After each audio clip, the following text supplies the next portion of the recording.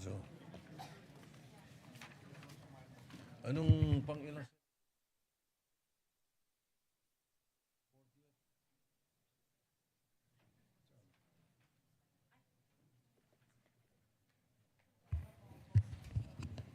Yeah. The 40th session of the Senate in the first regular session of the 20th Congress is hereby called to order. Senator Francis Kiko Pangilinan will lead the chamber in prayer. This afternoon's prayer is taken from the good book, Psalm 37, verses 1 to 17. Fret not yourself because of evildoers. Be not envious of wrongdoers, for they will soon fade like the grass and wither like the green herb. Trust in the Lord and do good. Dwell in the land and befriend faithfulness. Delight yourself in the Lord, and he will give you the desires of your heart. Commit your way to the Lord, trust in him, and he will act. He will bring forth your righteousness as the light, and your justice as the noonday. Be still before the Lord and wait patiently for him. Fret not yourself over the one who prospers in his way, over the man who carries out evil devices. Refrain from anger, forsake wrath, fret not yourself, it tends only to evil. For the evildoers shall be cut off, but those who wait for the Lord shall inherit the land. In a little while the wicked will be no more. Though you look carefully at his place, he will not be there. But the meek shall inherit the land and delight themselves in abundant peace. The wicked plots against the righteous and gnashes his teeth at him. But the Lord laughs at the wicked, for he sees that his day is coming. The wicked draw the sword and bend their bows to bring down the poor and the needy, to slay those whose way is upright. Their sword shall enter their own heart, and their bows shall be broken. Better is the little that the righteous has than the abundance of the many wicked. For the arms of the wicked shall be broken, but the Lord upholds the righteous. We ask this and we pray in the name of Jesus. Amen. Amen. The Himig Rosenya will lead us in the singing of the Philippine National Anthem, and the group will also render a song entitled Sarumbanggi.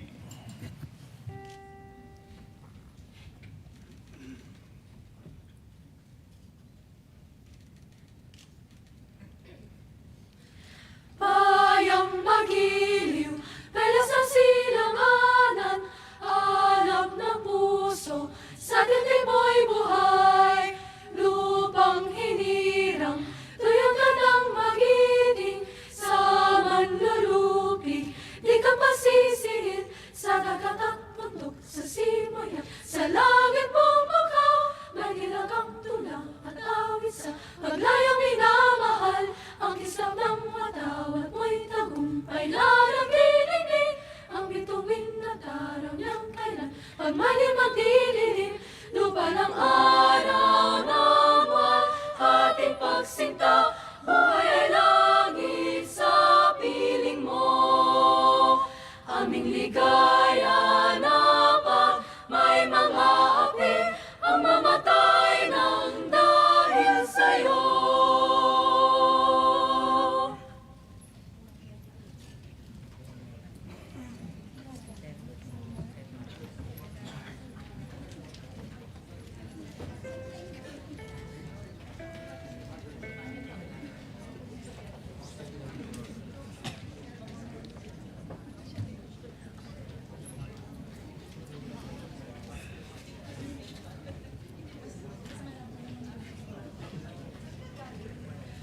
Sa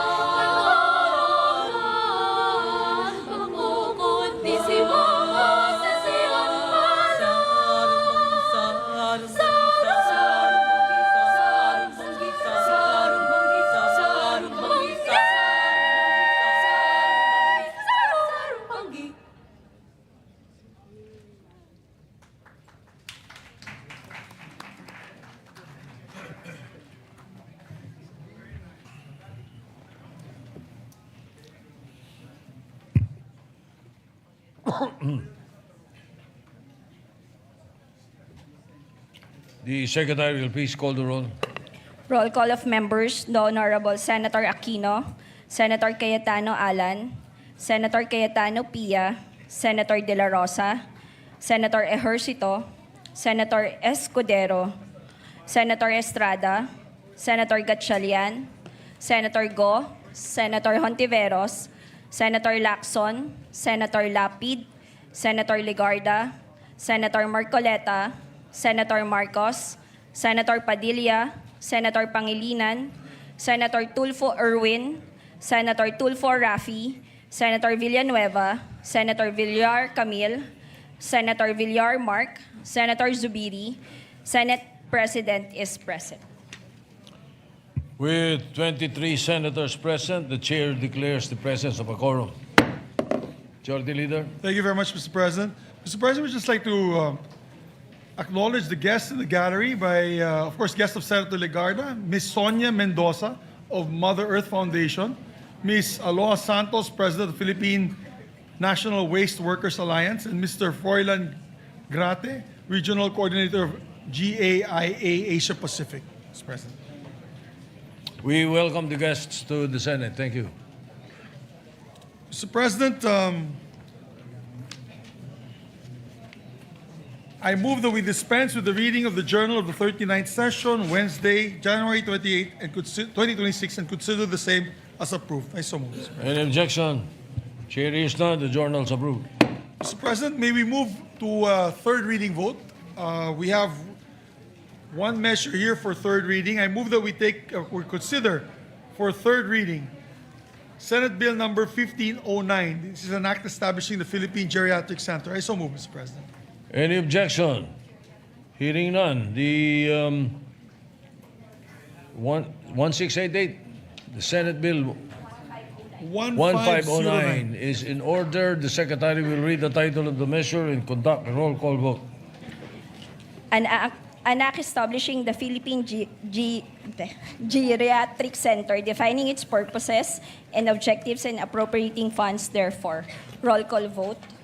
Senator Aquino, Senator Cayetano Alan, Senator Cayetano Pia, Senator De La Rosa, Senator Ejercito, Senator Escudero, Senator Estrada, Senator Gatchalian, Senator Go, Senator Hontiveros, Senator Lacson, Senator Lapid, Senator Ligarda, Senator Marcoleta, Senator Marcos, Senator Padilla, Senator Pangilinan, Senator Tulfo Erwin, Senator Tulfo Rafi, Senator Villanueva, Senator Villar Camil, Senator Villar Mark, Senator Zubiri, and Senate President Soto III. With 23 affirmative votes, no negative votes, no abstention, Senate Bill 1509 is approved on third reading. Majority Leader. Mr. President, following the relinquishment of the position by the former Secretary of the Senate, who we honored last week, I move that we proceed with the election of the new Secretary of the Senate. I so move, Mr. President. Any objection? Chair hears none. Motion is approved. Mr. President, in accordance to Rule Number 2, Section 2 of the Rules of the Senate, I nominate Mark Leandro L. Mendoza as the new Secretary of the Senate. May I ask to be recognized, Mr. President, to give the nomination speech for the nominee, if I may, Mr. President. Yes. Yes, you may. Proceed. Mr. President, I have the pleasure of nominating Mr. Mark Leandro Dong Mendoza as our next Senate Secretary.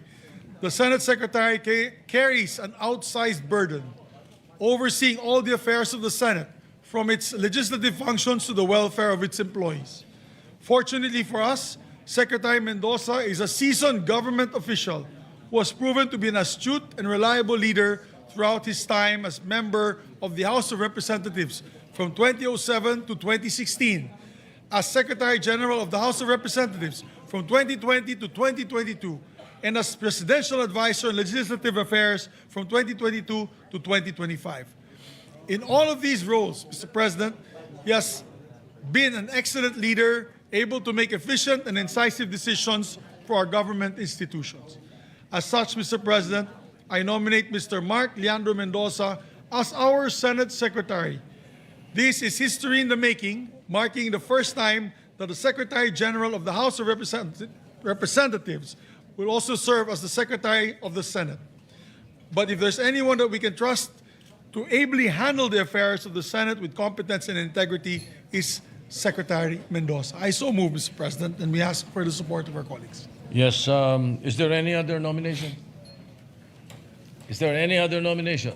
There's no other nomination, Mr. President.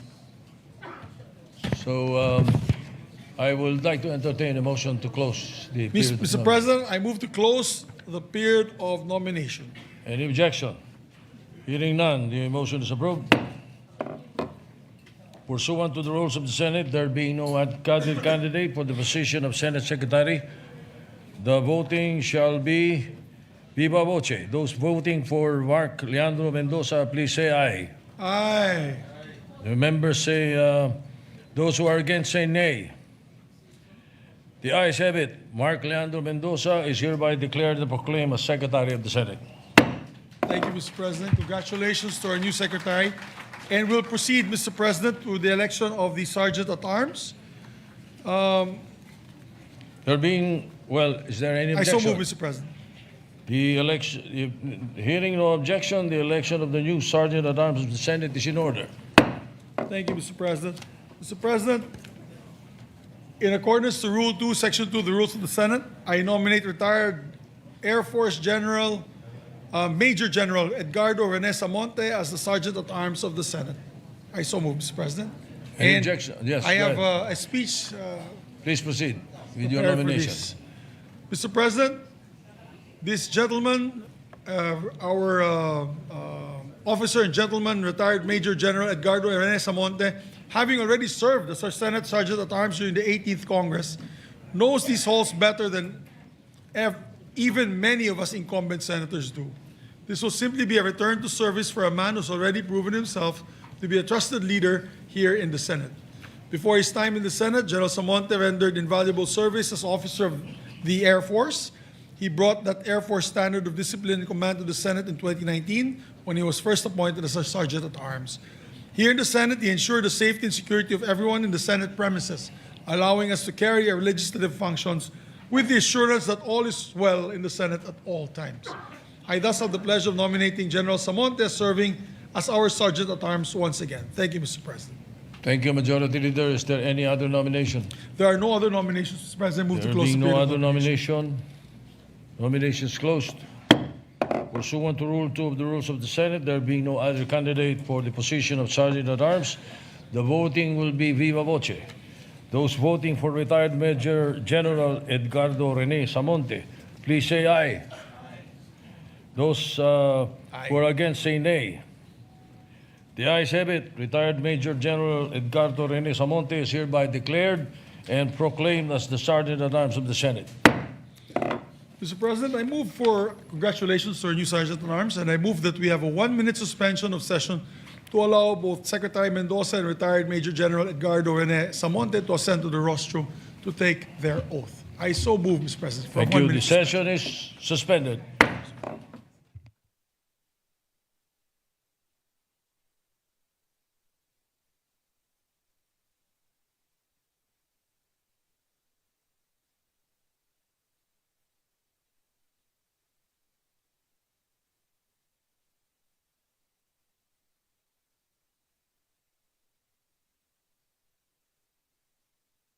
Ganyan lang, pwede na yan.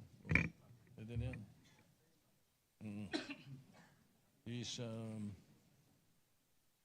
This is, pwede. Si ano, sino gusto?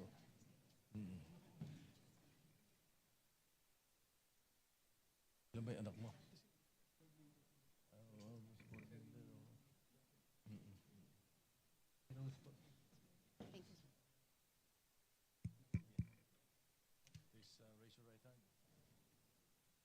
And gusto mo lang basahin o basahin mo na? Yes, sir. Yes, sir. Sige. I, Mark Leandro Mendoza, being elected to the position of Secretary of the Senate, do hereby solemnly swear that I will well and faithfully discharge to the best of my ability the duties of my present position and all others I may hereafter hold under the Republic of the Philippines, that I will support and defend the Constitution of the Philippines, that will obey the laws, legal orders, and decrees promulgated by duly constituted authorities, and maintain true faith and allegiance to the Republic of the Philippines, and impose this obligation on myself voluntarily, without mental reservation and purpose of evasion. So help me God. Congratulations. Thank you, sir. Okay, pasya na yung trabaho. Sakit ang ulo mo. Thank you, sir. Okay, thank you. Congratulations. Congratulations. Okay, thank you. Thank you. Ano?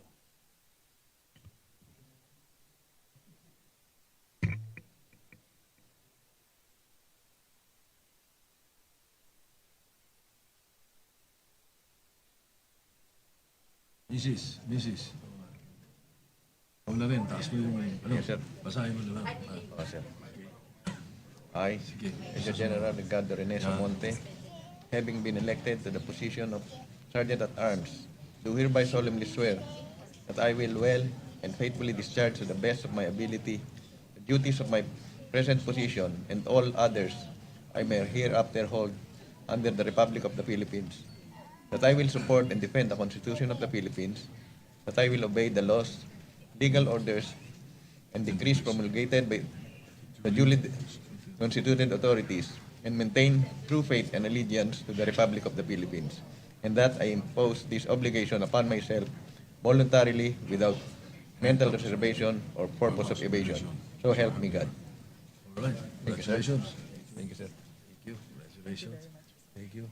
Oh, keep up the good work. God bless. God bless. God bless. Thank you.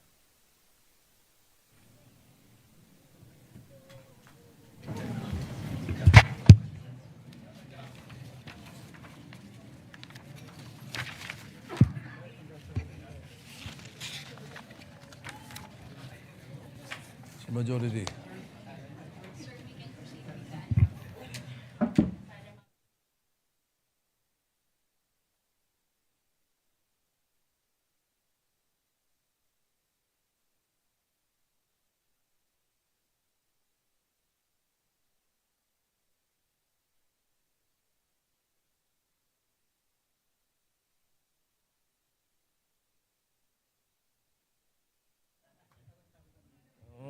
Pareho lang yan.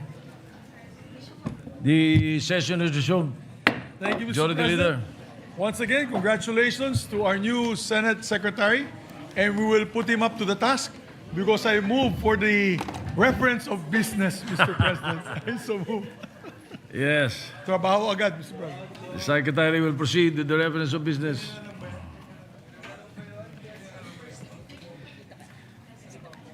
Bills on first reading.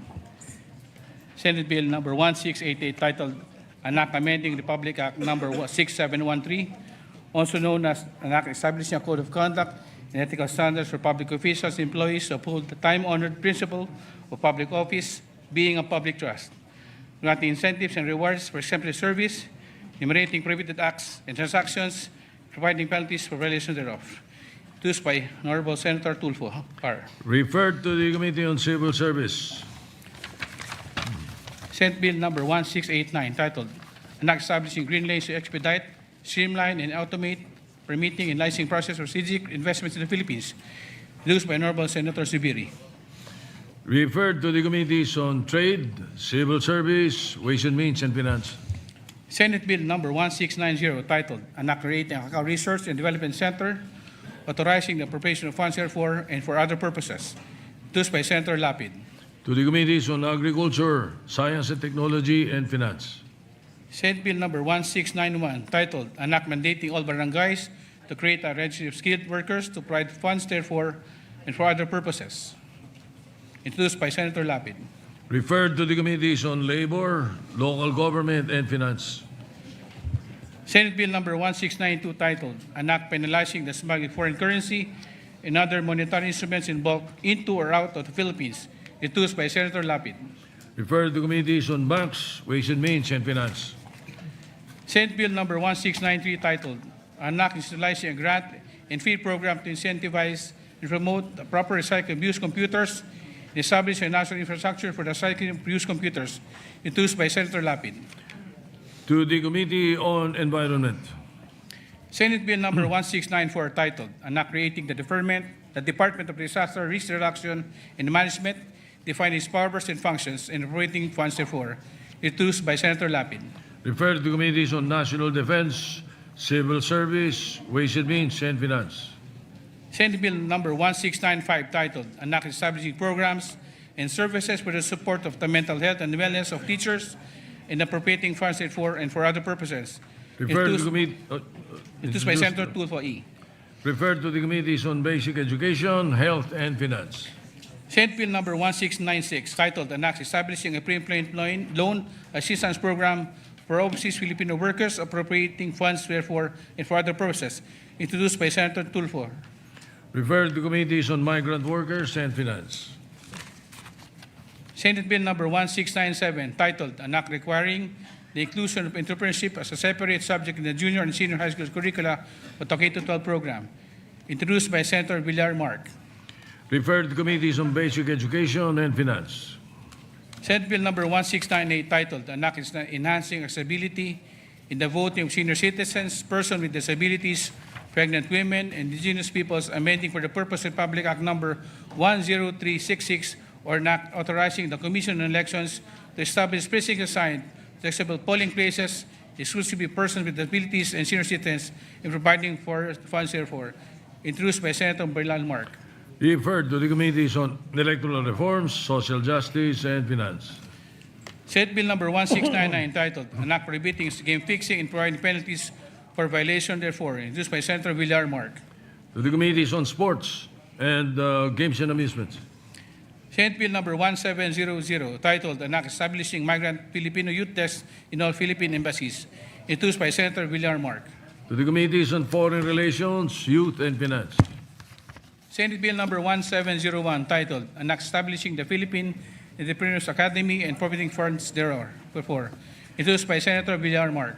Referred to Committees on Higher Education, Trade, Ways and Means, and Finance.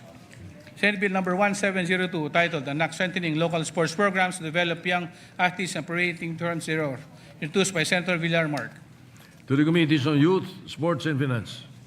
Senate Bill number 1703 titled, An Act Establishing State-of-the-Art Animation Facilities and Infrastructure in the Philippines to Promote a Competitive Environment for the Animation Industry and Appropriating Funds therefore. Introduced by Senator Villar Mark. To the Committees on Public Information and Finance. Senate Bill number 1704 titled, An Act Strengthening the Special Program in Creative Arts for Junior and Senior High School and Appropriating Funds therefore. Introduced by Senator Villar Mark. To the Committees on Basic Education, Ways and Means, and Finance. Senate Bill number 1705 titled, An Act Mandating the Inclusion of Digital Skills and Relevant Technology Courses in the Education Curriculum and providing funds therefore. Introduced by Senator Villar Mark. To the Committees on Basic Education, Higher Education, and Finance. Senate Bill number 1706 titled, An Act Defining the Crime of Illegal Recruitment committed by a syndicate, amending for the purpose Presidential Decree number 442, otherwise known as the Labor Code of the Philippines as amended, and Republic Act number 8042, or Migrant Workers and Overseas Philippines Act of 1995 as amended. Introduced by Senator Villar Mark. To the Committees on Labor and Migrant Workers. Senate Bill number 1707 titled, An Act Incorporating Scam Prevention Education in the Senior and High School Curricula and appropriating funds therefore. Introduced by Senator Villar Mark. To the Committees on Basic Education and Finance. Senate Bill number 1708 titled, An Act Strengthening the Powers and Functions of the Intellectual Property Office of Philippines, amending for the purpose of Republic Act number 8293 for the Intellectual Property Code of Philippines as amended. Introduced by Senator Villar Mark. To the Committee on Trade. Senate Bill number 1709 titled, An Act Strengthening the Competitiveness of the Philippine Motor Vehicle Manufacturing Industry. Introduced by Senator Villar Mark. To the Committees on Trade, Ways and Means, and Finance. Senate Bill number 1710 titled, An Act Institutionalizing the Private Basic Education Voucher Program, creating the Bureau of Private Education and appropriating funds for repealing for the purpose of sections 2, 3, 4, 4, 5, 6, 7, 12, 14, and 15 of Republic Act number 8545 on expanded government assistance to students and teachers in the Private Education Act. Introduced by Senator Villar Mark. To the Committees on Basic Education, Ways and Means, and Finance. Senate Bill number 1711 titled, An Act Fixing the Deadline for the Payment of Transfer Tax for Real Property, amending Section 135 of Republic Act number 7160 of the Local Government Code of 1991, introduced by Senator Villar Mark. To the Committees on Local Government and Ways and Means. Senate Bill number 1712 titled, An Act Providing for Bicycle Rights, Creation of Local Bikeways Office, Establishing Infrastructure in Relation thereto, introduced by Senator Villar Mark. To the Committees on Public Services, Public Works, and Finance. Senate Bill number 1713 titled, An Act proclaiming the third week of June as Deaf-Blind Awareness Week, introduced by Senator Villar Mark. To the Committee on Health. Senate Bill number 1714 titled, An Act Safeguarding Individual Likeness, Identity, and Publicity Rights by Regulating the Creation and Use of Deepfakes through Disclosure, Consent, Platform Accountability, and Providing Remedies and Penalties for and for other purposes, introduced by Senator Robin Padilla. Referred to Committees on Science and Technology, Public Information. Senate Bill number 1715 titled, An Act Amending Public Act number 11934, otherwise known as the Subscriber Identity Module Registration Act, introduced by Senator Marcos. To the Committees on Public Services and Trade. Communication from the letter of Office of President of the Philippines transmitting to the Senate 200 copies of Republic Act number 12314 titled, An Act Appropriating Funds for the Operation of the Government of the Republic of the Philippines from January 1 to December 31, 2026, together with this line veto message under Section 27, Article 6 of the 1987 Constitution, which provides that the President shall have the power to veto any particular items in operation, revenue, or tariff bill. To the Archives. There is additional reference of business. You please proceed. Resolution.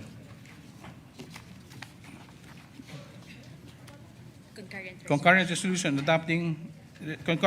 number 9 titled, Concurrent Resolution Adopting the National Education and Workforce Development Plan 2026-2035 and recommendations of the Second Congressional Commission on Education as a 10-year policy framework of the national government, introduced by Senators Legarda and Villanueva. Referred to the Committee on Rules. Majority Leader.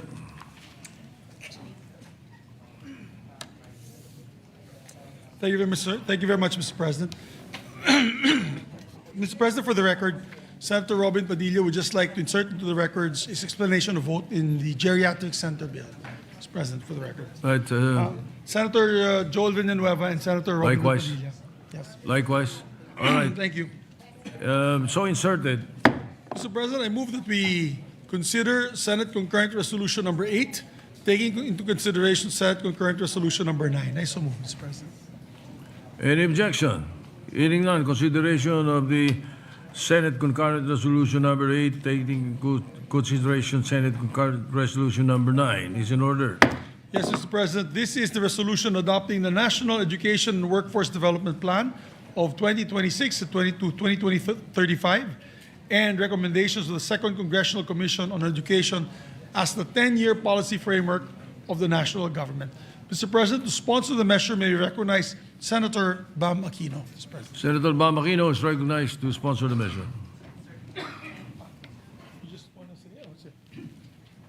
Yes, Mr. President. Oh, please. Maraming salamat, Mr. President. Mr. President, the subject of the sponsorship speech is the same as the privilege speech last week, so I've requested the Majority Floor Leader just to insert the speech into the records. Ito rin po yung pinag-usapan po natin nung nakarang linggo tungkol po sa edukasyon. Maraming salamat, Mr. President. All right. Hearing no objection, so inserted. Thank you, Mr. President. May we also recognize to sponsor the measure Senator Lauren Legarda, Mr. President. Senator Lauren Legarda is recognized. Sponsor of the are you ready, or you can just insert to the record? I'm sorry? No, Ed Bo. Ed Bo. It's the same as last week.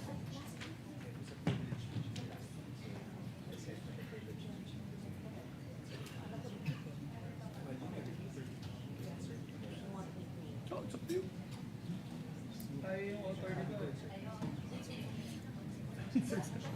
Sayang, it's education. Do it. Work hard. We have time.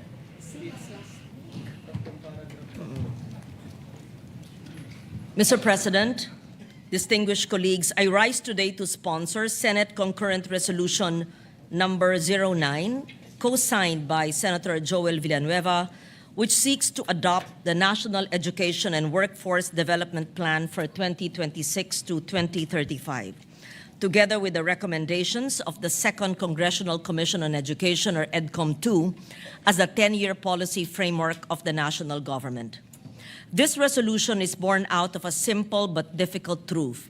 The challenges facing Philippine education are systemic, long-standing, and deeply intertwined with our workforce outcomes, our productivity, our national competitiveness. They cannot be solved by piecemeal reforms nor by policies that reset every election cycle.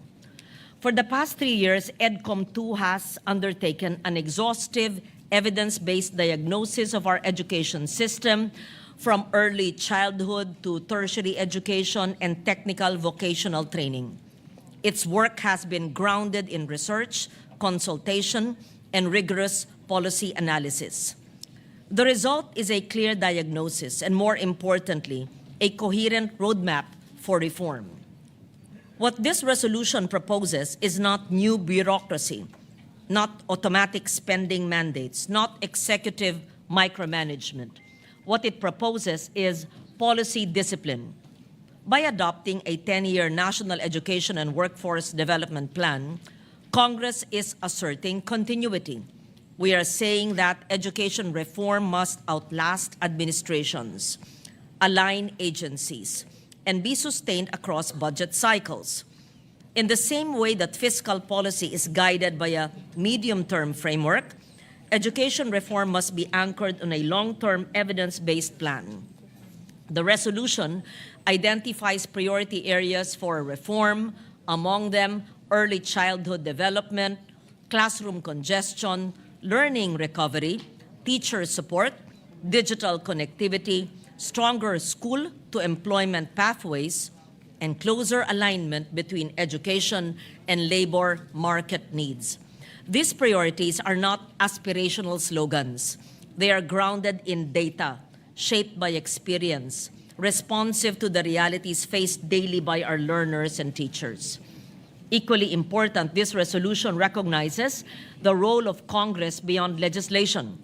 It explicitly anchors this plan as a guide for our legislative agenda, budget deliberations, appropriations, and oversight functions. It urges the executive branch to align policies and programs accordingly, while fully respecting institutional mandates and fiscal sustainability. In short, this resolution affirms that education reform is not the responsibility of one agency alone, nor of one sector or one administration. It is a whole of government and whole of nation commitment that demands consistency, coordination, accountability over the long term. This is a moment for the Senate to lead with foresight. By adopting this resolution, we are not merely endorsing a report, we are committing to a decade of deliberate, evidence-based reform that places our learners, our teachers, the future workforce at the center of national development. I respectfully, therefore, urge the adoption of Senate Concurrent Resolution number 09. Thank you, Mr. President. Thank you. Majority Leader. Yes, Mr. President, may we recognize our distinguished colleague, Senator Joel Villanueva. who Senator also Joel co-sponsored the Villanueva is recognized. Thank you, Mr. President, distinguished Majority Leader. Mr. President, dear colleagues, education reform demands long-term vision. Its results are not immediate, but enduring. As the saying goes, great men plant trees whose shade they will never enjoy. This resolution reflects that kind of leadership, that one that looks beyond political cycles and commits to continuity and coherence in policy. And that is why we rise today, Mr. President, in support of this resolution, which we filed together with our dear colleague, Senator Loren Legarda, adopting the National Education and Workforce Development Plan and the recommendations of the Second Congressional Commission on Education as the 10-year policy framework of the national government. The National Education and Workforce Development Plan to 2026 to 2035 provides a clear and strategic roadmap to address the country's learning crisis, anchored on concrete and measurable goals. It sets ambitious targets, Mr. President, such as achieving 95% proficiency in basic reading by grade 3 and improving grade 12 learning outcomes toward 90% proficiency by 2035.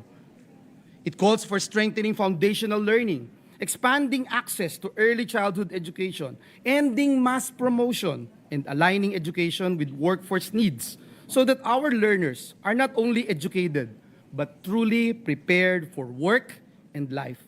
By anchoring national education and workforce reforms on EDCOM 2's evidence-based recommendations, Mr. President, dear colleagues, we invest not for ourselves, but for future generations. Mr. President, dear colleagues, ito po ay para sa pagpapataas ng antas ng edukasyon sa Pilipinas. Maraming salamat po and may God bless us all. Majority Leader. Thank you, Mr. President. Mr. President, next to co-sponsor the measure is our distinguished colleague, Senator Win Gatchalian. An objection, Senator Sherwin Gatchalian is recognized. Thank you, Mr. President. Thank you, Majority Leader. Good afternoon, colleagues. Mr. President, distinguished colleagues, I rise today to co-sponsor and express my full support for Senate Concurrent Resolution Number 8. The work of the Second Congressional Commission on Education is not only a testament to a passion for education, but also to rigor, the value of empirical research and data-driven decision-making. Despite many well-intentioned reforms in the past, our education sector has suffered from conflicting policies and programs that don't last beyond a single administration. Without a clear long-term policy framework, initiatives risk being diluted before the country feels their full impact. In this regard, EDCOM 2's body of work speaks for itself. Over the course of 3 years, the Commission has diagnosed the deepest systemic problems affecting the education sector, and their work has been pivotal in the creation of landmark legislation. Some notable examples are the Early Childhood Care and Development Systems Act, as well as the Expanded Tertiary Education Equivalency and Accreditation Program and the Lifelong Learning Development Framework Act, both of which expand the philosophy, scope, and opportunities for learning beyond college and promote the acquisition of skills and knowledge well into adult life. EDCOM 2 also endorsed the Basic Education, Mental Health, and Well-Being Promotions Act and the Academic Recovery and Accessible Learning Program Act as a way of strengthening the foundational learning. These examples show that EDCOM 2's work touches the entire spectrum of learners and learning environments. EDCOM 2 recently launched its final report, and within it is the National Education Workforce Development Plan. It contains 20 priority recommendations designed to address the nation's learning crisis. It is backed by rigorous study, concrete performance targets, and incremental investments in education over the course of the next decade. I fully support the call to make the National Education and Workforce Development Plan, as well as the recommendations of the Second Congressional Commission on Education, as the 10-year policy framework of the national government. Not only are its findings comprehensive and data-driven, but the Commission's work has a track record of success. The ARAL program, for example, has yielded some early wins. Malanday Elementary School in Marikina City, learners in Key Stage 1, grades 1 to grades 3, showed significant improvements in reading, math, and science. Learners' performance improved from 57.26% at the start of the year to 94.03% by the middle of the year, an increase of almost 37%. In the 2026 national budget, the ARAL program received 8.9 billion pesos in funding. Isa ito sa mga bagay na ipinaglaban natin sa ating makasaysayang budget sa edukasyon. Early this month, the Department of Education reported that reading readiness scores of more than 3 million learners in grades 3 to 6 improved by approximately 5 points. The scores of learners in grades 7 to 10 increased by 6 points, improving the proficiency of 1.72 million learners. Gains like this must be sustained over time and complemented by reforms in policy design so that problems are given paramount solutions. The National Education and Workforce Development Plan is precisely that framework. Before I end, I would like to thank my fellow senators for all their hard work and support, in particular Senator Bam Aquino, Chairperson of Senate Committee on Education. Let us continue to work together so that no learner is left behind. Maraming salamat po, Mr. President. Thank you, Senator Winnie Gatchalian. Majority Leader. Mr. President, may we also recognize the distinguished colleague, Senator Francis Kiko Pangilinan, to co-sponsor the measure. Senator Francis Kiko Pangilinan is recognized. Thank you, Mr. President, distinguished colleagues. I rise to co-sponsor Senate Concurrent Resolution Number 8, which seeks to adopt the National Education and Workforce Development Plan 2026 to 2035 as the 10-year policy framework of the national government based on the findings and recommendations of EDCOM 2. Ang dokumentong ito ay kolektibong pag-amin na kumbagay nanghihingalo na ang ating sistema ng edukasyon at kailangan na nating kolektibong manindigan na ibangon at ayusin ito. Kinukumpirma ng EDCOM 2 ang mga matagal ng problema ng ating sistema sa edukasyon. Punong-puno ang mga classroom. Pagod na pagod ang mga teacher at mga estudyante pumapasa kahit halos walang natututunan. Malinaw ang sinasabi ng resolusyon. Dapat nang isalba ang naghihingalong sektor ng edukasyon. Batayan ng kinabukasan ng buong bansa ang edukasyon. Kapag hindi nakakabasa ang batang nasa grade 3 o hindi makagawa ng basic math ang nasa high school, sinusumpa natin sa pagkakakulelat ang ating mga anak at ang ating bansa. Bawat taon na pinatatagal ang reforma, sinusumpa natin ang ating mga kabataan sa isang kinabukasang mahirap ang trabaho, mababa ang sweldo o kita. Sinusumpa na rin nating maiiwan tayo ng mas maunlad nating mga karatig bansa. Ginagawang mandato ng EDCOM 2 ang mga ebidensya. Mahihinang pundasyon sa mga unang taon ng ating mga mag-aaral, kulang-kulang na suporta sa ating mga guro, at isang sistemang ginagantimpalaan ang pagsunod sa alituntunin, hindi ang actual learning o pagkatuto. Sa ating pagpapatibay ng resolusyong ito, sinasabi nating nakikinig tayo sa ebidensya at tinatanggap natin ang responsibilidad sa pag-ayos ng sistema. Hindi lang sisihan. Lumilikha ang resolusyong ito ng pangmatagalang roadmap na hindi lang nalilimita sa isang administrasyon o pangulo, kalihim o mambabatas. Tatagal ng isang dekada ang mga mungkahing reforma sa edukasyon.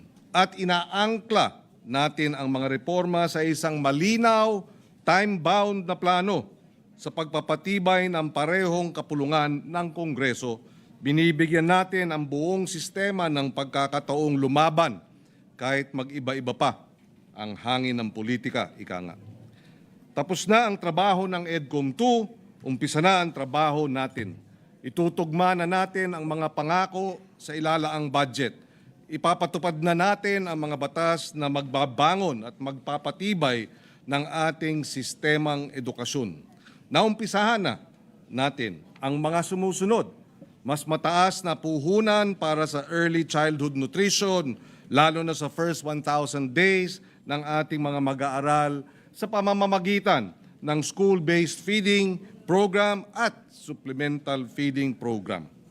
Ang madaliang pagtugon sa mga backlog sa classroom at kasikipan ng mga paaralan sa pamamagitan ng public-private partnerships at yung classroom acceleration program.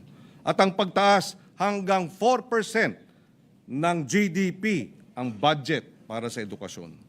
Marami pang reforma ang kailangan ma-institutionalize, pero tagos sa lahat ng mga mungkahing ito ang paglinis sa burokrasyang literal na na ninanakaw ang pondong nakalaan para sa ating mga mag-aaral at mga guro. Ninanakaw ang kinabukasan ng bawat isa sa atin. Ninanakaw ang kinabukasan ng Pilipinas. Sa pamamagitan ng ating sama-samang pagkilos, walang problema na hindi natin maaring malagpasan. Salamat, Ginoong Pangulo. Salamat mga kasama. Magandang hapon sa kanilang lahat. Thank you, Senator Pangilinan. Majority Leader.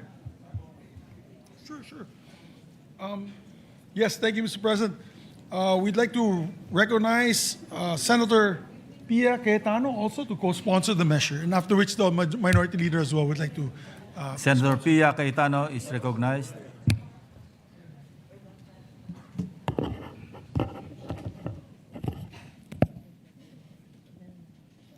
Thank you, Mr. President. Today I rise to manifest my support for Senate Concurrent Resolution Number 8, or the Concurrent Resolution adopting the National Education and Workforce Development Plan 2026 to 2035 and recommendations of the Second Congressional Commission on Education as the 10-year policy framework of the national government. As a background, this representation as chairperson of the Committee on Sustainable Development Goals, Innovations, Futures Thinking, had hearings and later filed a committee report in the 18th Congress entitled The Future of Education. This report recognized that leaders in futures thinking had already foreseen the challenges brought about by the COVID pandemic. It also noted the reality that students have different skills and learning abilities. The committee report sought to provide direction and foresight to ensure the flexibility and responsiveness of the country's education system, especially due to volatilities, uncertainties, complexities, and ambiguities of the future, and allow learners to adapt to new careers and skills required for the future. The National Education and Workforce Development Plan is anchored on the fact that success in the 21st century is no longer defined by a single degree or fixed career path. It recognizes a simple but powerful reality. We can no longer plan education and jobs based only on the past or even the present. We must plan for the future. What our people need are transferable skills such as critical thinking, digital literacy, problem solving, creativity, collaboration, and adaptability, which allows them to thrive amid constant change. We must ensure that our education system deliberately develops these skills so Filipinos are not only employable today, but resilient and competitive in the future of work. I strongly support this plan because it acknowledges that technical skills alone are no longer enough. Workers must be able to learn continuously, shift careers when needed, and apply existing knowledge in new contexts. That is why emphasis on lifelong learning, reskilling, and upskilling is so crucial. Equally important is the focus on coordination across agencies such as DepEd, TESDA, and CHED towards a shared vision for Philippine education. Among the priority reforms identified in the EDCOM 2 final report, which I have consistently supported as Vice Chair for Finance handling the budget of the Department of Education and its attached agencies for 6 years, include the following: early childhood nutrition, training and capacity building of child development workers and child development teachers, access of early childhood education, procurement of textbook, address classroom backlog and congestions in schools, expansion of programs for learners with disabilities, and support for teachers and professionals in inclusive education. To conclude, this is about future-proofing our people, ensuring that Filipinos are not left behind as industries evolve and new forms of work emerge. Taken together, these reforms underscore a clear and consistent message. The foundation of a future-ready workforce begins early, as strengthened in our schools, and are sustained through inclusive and responsive education systems. Thank you, Mr. President. Thank you, Senator Pia Cayetano. Majority Leader. Thank you very much, Mr. President. Mr. President, I move that we recognize the distinguished Minority Floor Leader, Senator Alan Cayetano, Mr. President. In objection, the Senate Minority Leader, Senator Alan Peter Cayetano, is Good afternoon, recognized. Mr. President. Mr. President, magandang hapon. Mr. President, ang topic natin napakaganda, education, isang topic na I think nagkakaisa tayong lahat. But like many things, yung approach. So may I just put on record my personal approach.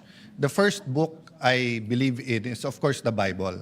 And the Bible tells us that each and every one of us is made in the image and nature of God. Ibig sabihin ko, anong DNA ng Panginoon?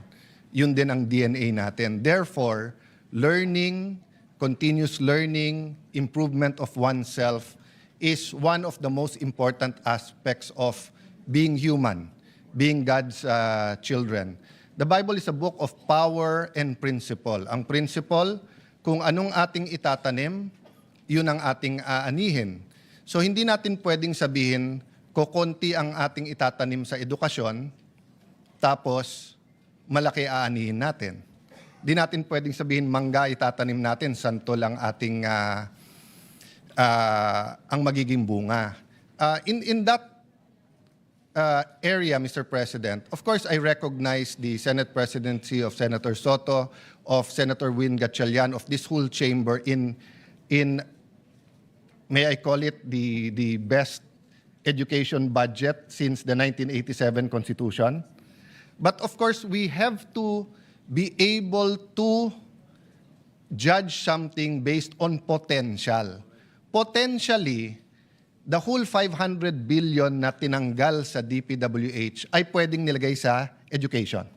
But of course, that's not the call of just this chamber nor Senator Gatchalian. Diba? It's the call of House, Senate, the persuasive power of media, of Malacanang. So we're not pointing fingers, but we're also part of the decisions we make. Diba? The decisions we made the last 30 years. Every decision we make, may mabuti, may masama. So when President Cory decided na libre na ang high school, it was a beautiful decision. It was a wonderful decision. But we couldn't afford it at the time. Pero sabi niya, since maganda, gawin natin. So doon nagsimula yung mass promotion. So marami nga doon na grade 6, hindi pa marunong magbasa, pinasa sa first year, so forth. Diba? Finally, nung panahon ni President Pinoy, humabol tayo. Hindi exactly, but almost sapat na yung mga classroom. And he made another beautiful decision, which is, dagdagan ng K muna. Wala daw K yung education natin. K as in kindergarten. No? Ang problema, being married to a mayor, we didn't have the classrooms. So, yung classrooms ng grade 1, 2, and then nag-rush ng classrooms. So, doon pa lang nakita na natin may problema. K pa lang dinagdag natin, hindi pa yung 2, problematic na. But the persuasive powers of Senator Ed Angara, of Brother Armin, of course, the President Pinoy oozing with sincerity na maayos ito, persuaded us that they will put the money and make it available. Senator Recto, who is now ES, told us that's 250 billion from the pocket of students and parents and 250 billion from the pockets of government every year. Until the pandemic, medyo na-survive natin yan. In fact, when Senator Coco and Senator Soto was also, Senator Coco was, and of course Senator Soto was Senate President noon, may discussion di ba, kung i-abolish yung K-12. But our secretary noon was against it na persuade si President Duterte na wag. And in fact, na-persuade pa nga siya na free na rin yung college. At least scholarship sa mga state universities. So in terms of intention, Mr. President, I do not doubt the intention of all of these authors of EDCOM, Senator Lawrence sa Higher Ed and Technical Ed, Senator Bam sa Basic Ed, Secretary Sani, President Marcos. Lahat yan maganda intention. But I'll go to the second book, the Constitution. We complied substantially with the Constitution na highest ang education. In DepEd alone, pag dinagdag mo pa yung higher ed, yung local governments, yung paggasto sa malaki talaga. But Mr. President, I rise today to put this on record. Maganda yan 10-year plan, I support it. Maganda po ang findings ng EDCOM 2, yung first, second, and third publication. But the big elephant in the room, until we decide to either fully fund it, and it will take hundreds of billions. Or. So either yakapin natin yung K-12 ng buong buo at ilagay natin yung additional few hundred billions plus the effort needed, or we make K-11 or K-10 muna. Habang we are halfway, half-hearted, I think, I don't want to use, Mr. President, I don't want to use half-hearted kasi tumutodo naman tayo eh. But ang punto ko po, kung hanggang 100 kilometers ang takbo ng kotse at kaya natin mag 100 kilometers, no one can say na half-hearted tayo. Pero kung hanggang 200 kilometers ang takbo ng kotse at sabihin natin, boss, hanggang 120 lang kaya natin, yung 80 hindi. Yung potential na 80, half-hearted. So we're not half-hearted not because we're not putting everything we can, but because the system that the world has imposed upon us, when we passed this, it was because of pressure na sa Europe, sa US, and most other countries have K-12, pero nagbabago na po talaga. Ang Vietnam, naunahan na tayo. Even then, there were 2 or 3 countries who had better systems than the rest of the world, pero K-10 sila. So, Mr. President, may I just put that at the doorstep or at the feet of our honorable senators and decision makers. Yes, let's do everything we can. Better budget for 2027, full implementation 2026, 10-year plan. But sooner or later, hindi natin pwedeng hindi pag-usapan. K-11 ba muna tayo? K-12 muna? K-12, K-11, K-10, or fully funding it? Yung 10-year plan na yan is based on present situations, present economic situation, world standards, value ng ating peso, dollar, simento, time, effort, and even the attention span of children. Remember, nung lumabas tong problema na to ng reading 3 R's, reading, writing, arithmetic. Hindi na totoong R, pero yun ang tawag ng bata tayo, SP, di ba? Reading, writing, arithmetic. Wala ka pang social media. So ang sabi lang nila alam nyo, pare, may konting pastor, konting influence. Parents, malaki influence. Barkada, mas malaking influence. At TV ang may influence. Mr. President, the reality is most in highly urbanized cities, half day ang pasok. Half day ang pasok. Ang biggest influence ngayon po ay yung screen ng kanyang cellphone. And unfortunately, most of the time, it is not educational. So, Mr. President, until we have classes that are 7 to 3 or 8 to 4, and until our schools have basketball courts, volleyball courts, chess tournaments, debate club, ballet, martial arts, i-accelerate natin paggawa ng classroom. Walang lupa So every classroom na itatayo mo, meron mawawala na track and field or na covered court, or magigiba ka ng 4-story to make a 10-story. Pero in the meantime, lalong lumala kasi yung 4-story. Maraming cities, wala ng lupa na mabili or it takes so long para magkaroon ng bagong classroom. So kung tatanungin tayo ngayon, effort, AAA po tayo. Outstanding po tayo. Lahat ng effort nilalagay natin. Pero let me end this way. Akala ko biro to, pero ginugel ko, totoo talaga. There was this Olympian na ang sinabi sa kanya, hindi niya kailangan ng bullseye. Malapit lang sa bullseye, gold medal na siya. Archery. So nag-target siya, tinignan niya, paused for a minute, binitawan niya, bullseye. Sandali, nagpalakpakan ng tao, biglang tumahimik lahat. Nagtaka siya bakit tumahimik. Tinignan niya, bullseye. Bullseye pala nung katabi niya. Ang tinamaan pala niya, hindi niya bullseye. Doon pala sa target nung katabi niya. Baka naman po yung tinatarget natin K-12 ay target ng Estados Unidos, target ng Europe, target ng ibang ng Japan.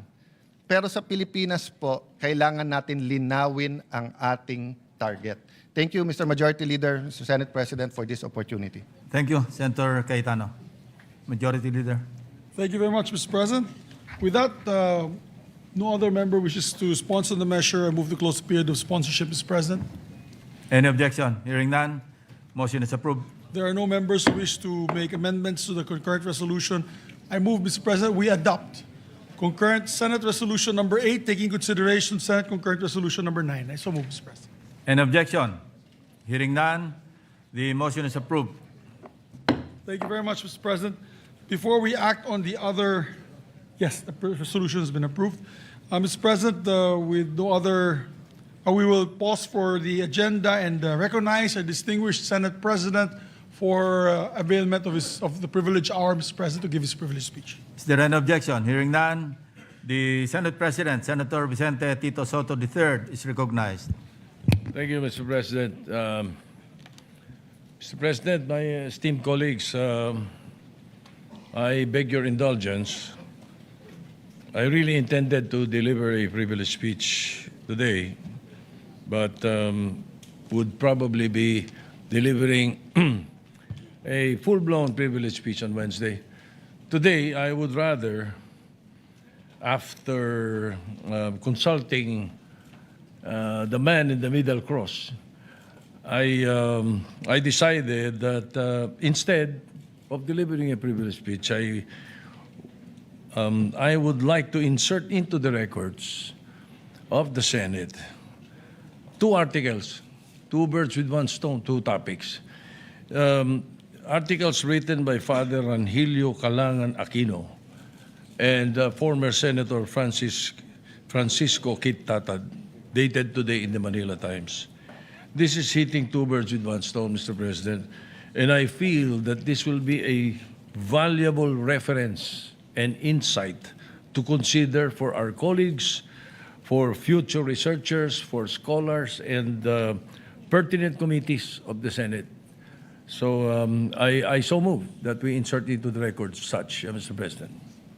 Is there an objection? Hearing none, so inserted into the records. Thank you, Mr. President. Thank you. Thank you, Mr. Senate President. Thank you very much, Mr. President. Mr. President, next on the agenda, we'd like to resume consideration of proposed Senate Resolution number 256. I so move, Mr. President. Is there an objection? Hearing none, proposed Senate Resolution number 256 is in order. May we recognize the distinguished colleague, Senator Francis Kiko Pangilinan, to sponsor and to interpolate a distinguished colleague from Tarlac and Pampanga, Senator Rodante Marcoleta. Senator Francis Pangilinan is recognized, and to interpolate, Senator Rodante Marcoleta.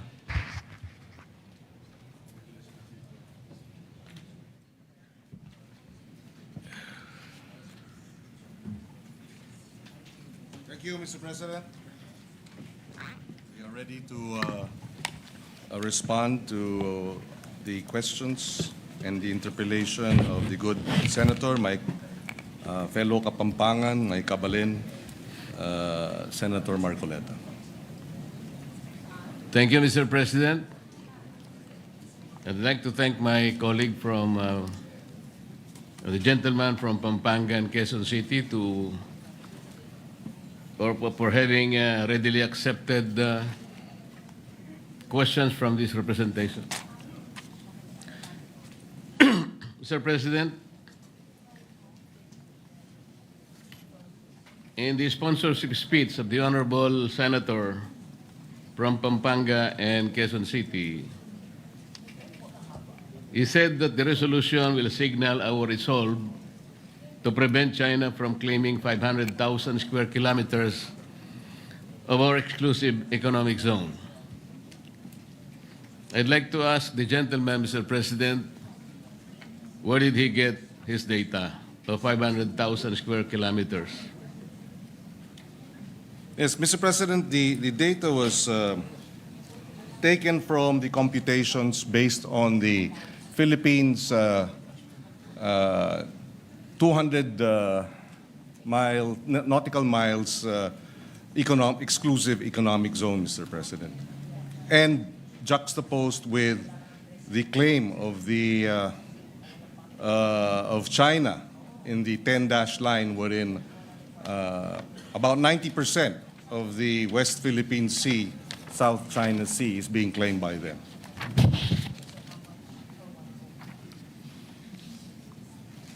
Mr. President, is the gentleman aware that there is a post from the National Security Council of the Philippines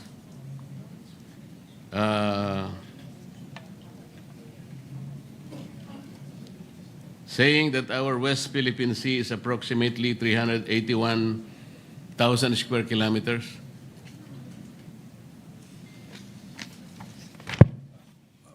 300,000 square kilometers, Mr. President. Are they referring to our exclusive economic zone or our territorial sea, or may we be clarified? Our exclusive economic zone with respect to the West Philippine Sea, Mr. President. Mr. President, I'd like to clarify. I'd like to be clarified rather, because the data that was provided us by the advisors to the Philippine delegation to the to the Hague, the International Arbitral Tribunal, provided the amount of approximately about 500,000 square kilometers. So we will have to clarify that, we would like to be clarified, Mr. President, as to the data. But having said that, assuming it's 345,000 square kilometers, that is still double, pretty much, or almost more than, or close to double, our land mass. In other words, it is a huge amount of exclusive economic zone being claimed by China. That we have sovereign rights over our territorial sea, as well as we have exclusive rights over our exclusive economic zone, which includes, as the gentleman has mentioned, at least from his data, 360,000 plus square kilometers. Mas malaki pa sa ating lupain. Kaya hindi maaari nating hayaan na lamang na aangkinin at ng ibang bansa, lalo na ang China. Mr. President, I'm making this clarification because I would like to believe that the resolution is particularly related to our claim in the South China Sea, part of which is now being called the West Philippine Sea. According to the National Security Council, our exclusive economic zone in relation to that is only 381,000 square kilometers. And that is the principal interest in relation to the sponsorship speech in connection with the resolution under consideration, Mr. President. I would like to correct that because the 500,000 does not exist, Mr. President, because, as I will discuss later, in Magaliano versus Ermita, this is a jurisprudence that was penned in relation to the conflicting maritime area in Republic Act 3046 and Republic Act 9522. Our Supreme Court had the opportunity, Mr. President, of adjudicating that our total exclusive economic zone, not only in the West Philippine Sea but in the other rest of the world, is only 382,669. This is already in the jurisprudence, Mr. President. Thank you for that, Mr. President. We are currently securing the information that was relayed to us by Justice Carpio, and therefore, assuming for the sake of argument that it is 345,000 square kilometers, it does not remove the fact that that is a huge amount of our economic zone that is being aggressively taken over by China. The only reason, Mr. President, that I'm trying to specify the exact area of our exclusive economic zone, because the next question is, would the Honorable Senator agree that in law a claim to land or waters must be defined by metes and bounds? Mr. President, we, with the indulgence of the good senator, we already have an arbitrary ruling in our favor. So the metes and bounds is no longer debatable. The arbitral ruling has awarded the Philippines and recognized our claim vis-a-vis China. It has rejected China's 9-line, 10-line, 9-line claim and has upheld the Philippines' position that what China is doing within the exclusive economic zone of the Philippines is illegal. And therefore, the debate as to whether there are metes and bounds is moot. We can debate until kingdom come, but that will not change the arbitral ruling in our favor, Mr. President. That is not entirely correct, Mr. President, and I beg to disagree. The reason why I'm asking the gentleman for the metes and bounds to our claim on our maritime rights is because until today, I would like to believe that there has not been any specific computation or coordinates of the West Philippine Sea.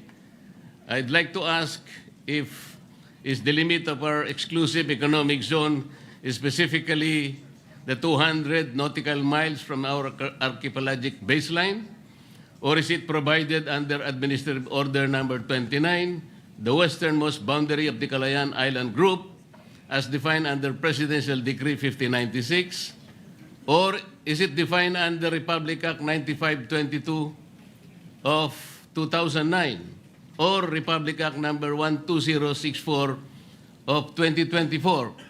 The question, Mr. President, is very significant because we would like to specifically determine the extent of our West Philippine Sea. Because if we are unable to do that, baka mahirapan po tayong ipagtanggol hanggang saan ang sa atin. So can we at least have an answer? Mr. President, hindi na natin kailangang ipagtanggol ang nasa atin. Napagpasahan na ng International Arbitral Tribunal. There is nothing to defend. It has been resolved in our favor. What we have to now defend and uphold is the ruling. Mr. President, I think the gentleman from Pampanga and Quezon City is looking at the arbitral award as it is. I'm not saying that, of course, we won the EEZ, but it is still incumbent for our country, Mr. President, to define our West Philippine Sea. Because until now, as we will discuss later with the indulgence of the gentleman, we need to look at the coordinates, Mr. President. I'm only asking whether the basis of the West Philippine Sea is the 200 nautical miles from the archipelagic baselines. Because as the defense establishment say it, Mr. President, it is the approximation of our exclusive economic zone. Our exclusive economic zone is 200 nautical miles from our archipelagic baseline. So, can we assume that are we proceeding from there? Or are we defining the extent of our WPS from Executive or Administrative Order Number 29, Presidential Decree 5096, Republic Act 9522, o Republic Act 12064. Kasi kailangan po natin ma-define muna, Mr. President. Totoo po na ang arbitral award, in-invalidate po yung 9-dash line. Tama po yun. Pero hanggang doon lang, hindi naman sinabi ng arbitral award kung hanggang saan ang hangganan ng ating West Philippine Sea. That's why I am asking the gentleman kung alam po niya kung saan tayo magsisimula para sa ganon, i-determine natin, i-ascertain natin ang extent ng ating West Philippine Sea. Yes, if I may reiterate, Mr. President, we see the point being raised by Senator Marcoleta. He mentioned Administrative Order Number 29, which defines the West Philippine Sea. It was issued in 2012. On the other hand, in addition, we have the Philippine Maritime Zones Act, or Republic Act number 12064, enacted in 2024. These are government records that recognize the West Philippine Sea in official documents, and under the UNCLOS, which grants the Philippines the EEZ extending to up to 200 nautical miles from its coastline. This is the law. There is an administrative order, and of course there is UNCLOS. It is the position of this representation, Mr. President, that all three, UNCLOS, Administrative Order number 29, issued in 2012, and Republic Act 12064, enacted in 2024, are sufficient to be able to establish our exclusive economic zone as well as our territorial sea, Mr. President. So, Mr. President, if the answer is that Administrative Order number 29, which is the westernmost boundary of the Kalayaan Island Group, as defined under Presidential Decree 1596, is the very source of our determination of the West Philippine Sea, Together with, Mr. President, the Philippine Maritime Zones Act, taken in conjunction with. So it's the AO 29 as well as RA 12064, and finally, UNCLOS. Yes, Mr. President, isa-isayin lang natin. Doon muna tayo sa Administrative Order number 29, which confirmed Presidential Decree 1596. Mr. President, under PD 1596, President Marcos Sr. drew boundaries around certain features of this Spratly Island and called the enclosed area as Kalayaan Island Group. At that time, there was no exclusive economic zone yet under the UNCLOS. However, is the Honorable Senator aware that in 2016, the South China Sea Arbitral Tribunal declared the boundaries of the Kalayaan Island Group as contrary to the UN Convention of the Law of the Sea? Well, Mr. President, I'm not familiar with the particular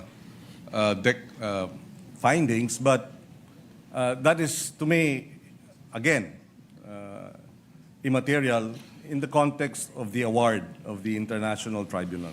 That will not be immaterial, Mr. President, with all due respect. Kasi nga po talagang sinisino natin, dinidetermine natin.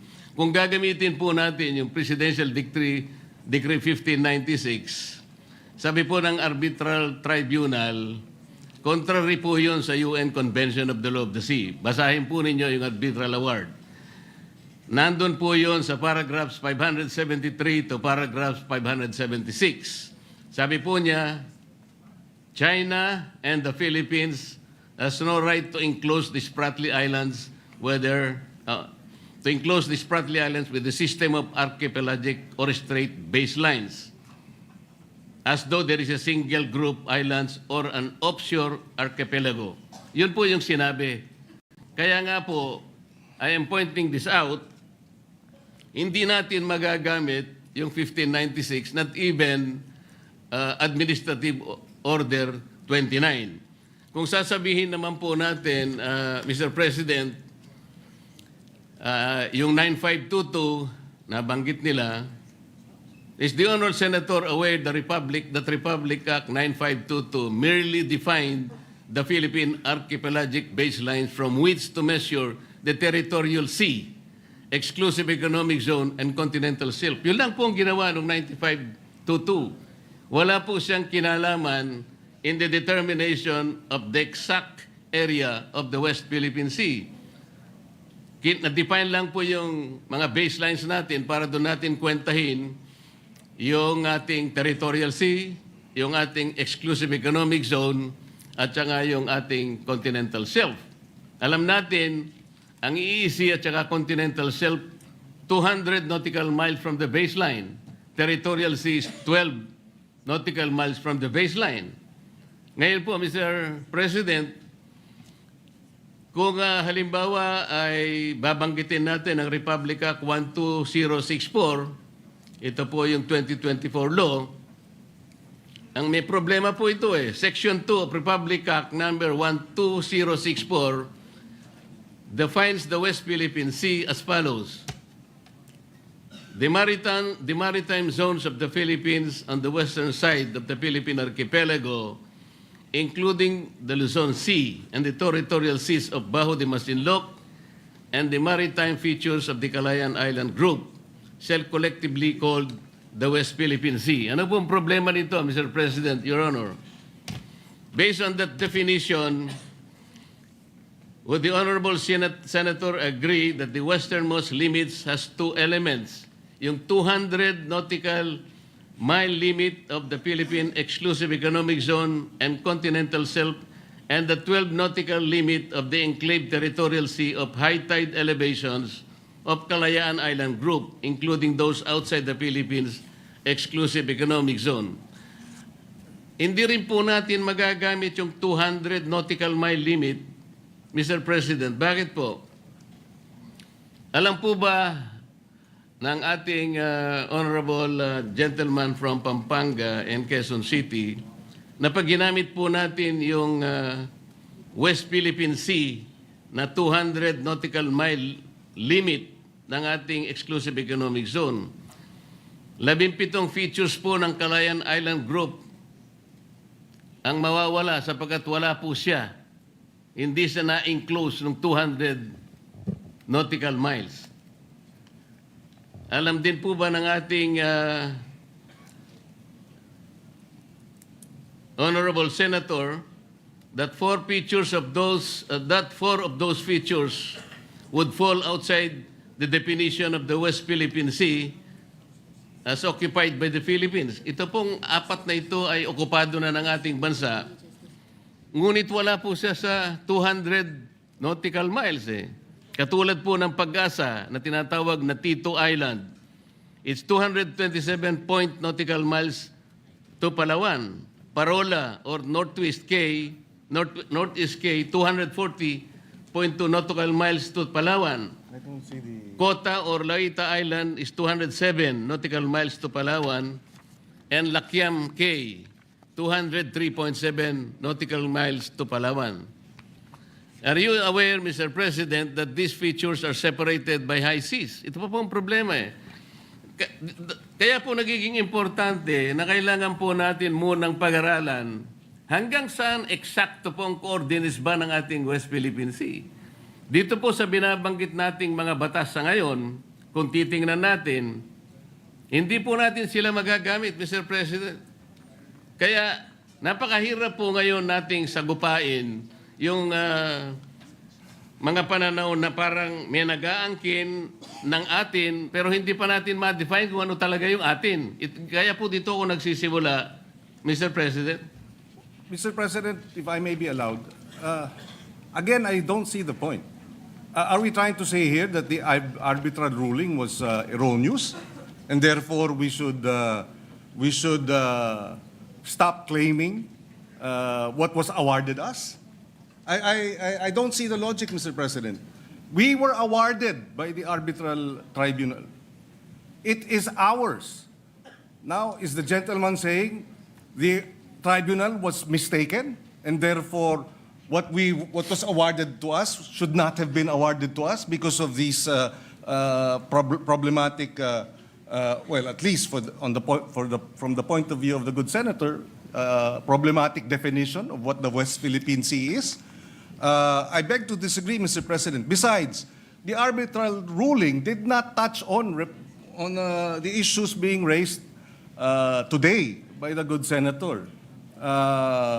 And even if it did, assuming it did, hypothetically, we were still awarded, and we were our claim and our rights were recognized, and China's rights were rejected. Are we saying here now, Mr. President, that we have to go back to the arbitral ruling, to the tribunal, present a new definition of what what constitutes West Philippine Sea so that they can amend or they can set aside the award? Please, I would appreciate being clarified. Let me clarify, Mr. President. Are we getting the impression that the West Philippine Sea was awarded to us by the arbitral tribunal on a silver platter? Sinabi po niya kung nasaan yung ating mga coordinates? Well, Mr. President, Tayo po ay merong entitlement sa 200... again, Mr. President, assuming that these have to be defined, I think we can define that by Philippine law. Assuming, I'm without conceding that there is no definition because we believe it has been properly defined, and yeah. The maritime base. Oh, we were not in the Senate then, but Both of you were not the Senate. We already discussed it. We had the big billboard here.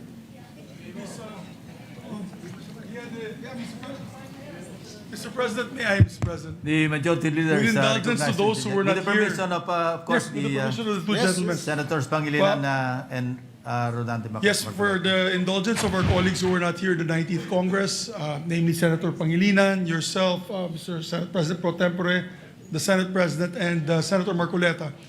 We had a long discussion on the floor approving the baseline, Philippine Baseline Maritime Zones Act. Dalawang batas yung pinasa ni Senator Tolentino, who was also the majority leader at the time. And I can clearly recall he would always perform his explanation on the middle podium with a blackboard, whiteboard rather, with a map. Pinapakita niya, pure, like a teacher, like a professor, showing the map of the Philippines and what it covers. So meron na po tayong approved and signed by the President a Republic Act on these two measures. It was the Philippine Baseline Law and the Philippine Archipelagic Sea Lanes. So maybe the two gentlemen can look into these two laws to see the exact coordinates that we approved as a law, as laws. This is Republic Act number 12065 and 12064. With the permission of the three gentlemen, the Senate President is recognized. With the permission of gentlemen, because this will be an interjection, just not really to join the conundrum, but Mr. President, I ask a question. Yung ban China, meron silang coordinates? Yung 9-dash line nila? wala. Wala eh. Tayo nga may baseline eh. May baseline, 10-dash line na. Oh, may coordinates ba? Wala eh. Tayo nga may baseline survey law eh. Sila wala eh. Kung ano maangkinin kanila eh. So, I want to find out where are the coordinates of China in the West Philippine Sea. Mr. President, may I request that pakiano nyo ngayong number 3?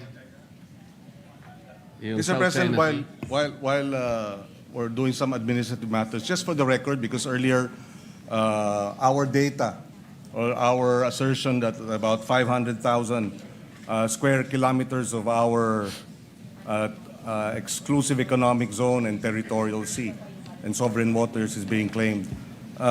This was a lecture by retired Supreme Court Justice Carpio in his paper, West Philippine Sea Lecture, in the Philippine Social Science Council, hosted it February 2016, and I quote his, for the Philippines, what is at stake in the South China Sea are, number one, about 80% of its EEZ rather, comprising 381,000 square kilometers of maritime space, including the entire Reed Bank and part of the Malampaya gas field, and number two, 100% of its exclusive continental shelf, estimated at over 150,000 square kilometers of maritime space.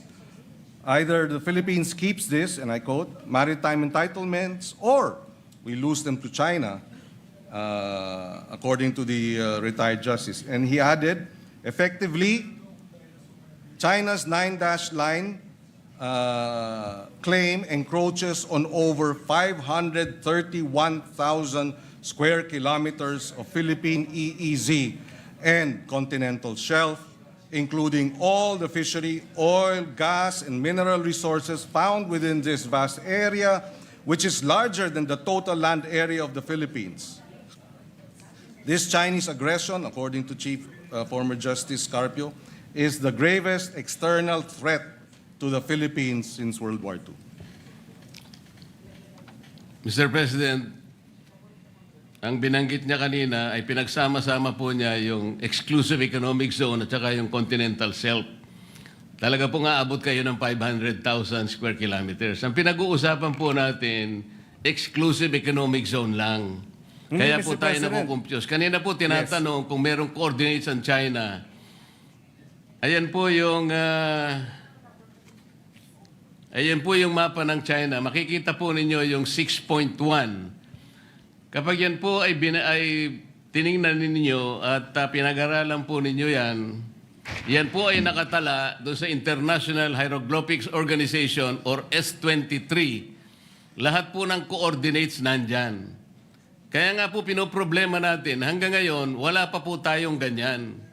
Sana man lang yung West Philippine Sea, kapag ka lahat po ng kailangan ng United Nations, kasi bago po tayo makapagpatala ng ating sariling pangalan ng dagat, katulad ng West Philippine Sea, hindi lamang po declaration ang kailangan natin. Nagdi-declare tayo ng 200 nautical miles. Hindi naman po tayo nagdi-deposit ng mapa na may coordinates doon sa United Nations. Wala pong mangyayari. Yun po yung proseso Tingnan po ninyo yan. 6.1, yan po yung South China Sea. Hindi po ninyo makikita ang West Philippine Sea. Kaya po tayo nagtatalo dahil yung ating West Philippine Sea, kailanman hindi mag-a-appear dyan hanggat hindi po nagagawa ni Commodore Tariela yung dapat niyang gawin. Imbes na gawa na siya ng gawa ng caricature, dapat mag-submit na siya nung mga coordinates na kailangan po para ngayon makapagpatala tayo ng sarili nating pangalan ng dagat. Ito nga po kaya ko kahit napakahirap ay gusto nating pag-aralang mabuti kasi dito po nagkakaroon ng di pagkakaunawaan. Akala natin may nangunguha ng saang ganang atin, samantalang yung sa ganang atin, hindi pa naman natin alam kung hanggang saan ba siya. Ang maganda sana, yung talagang exact coordinates, makukuha natin.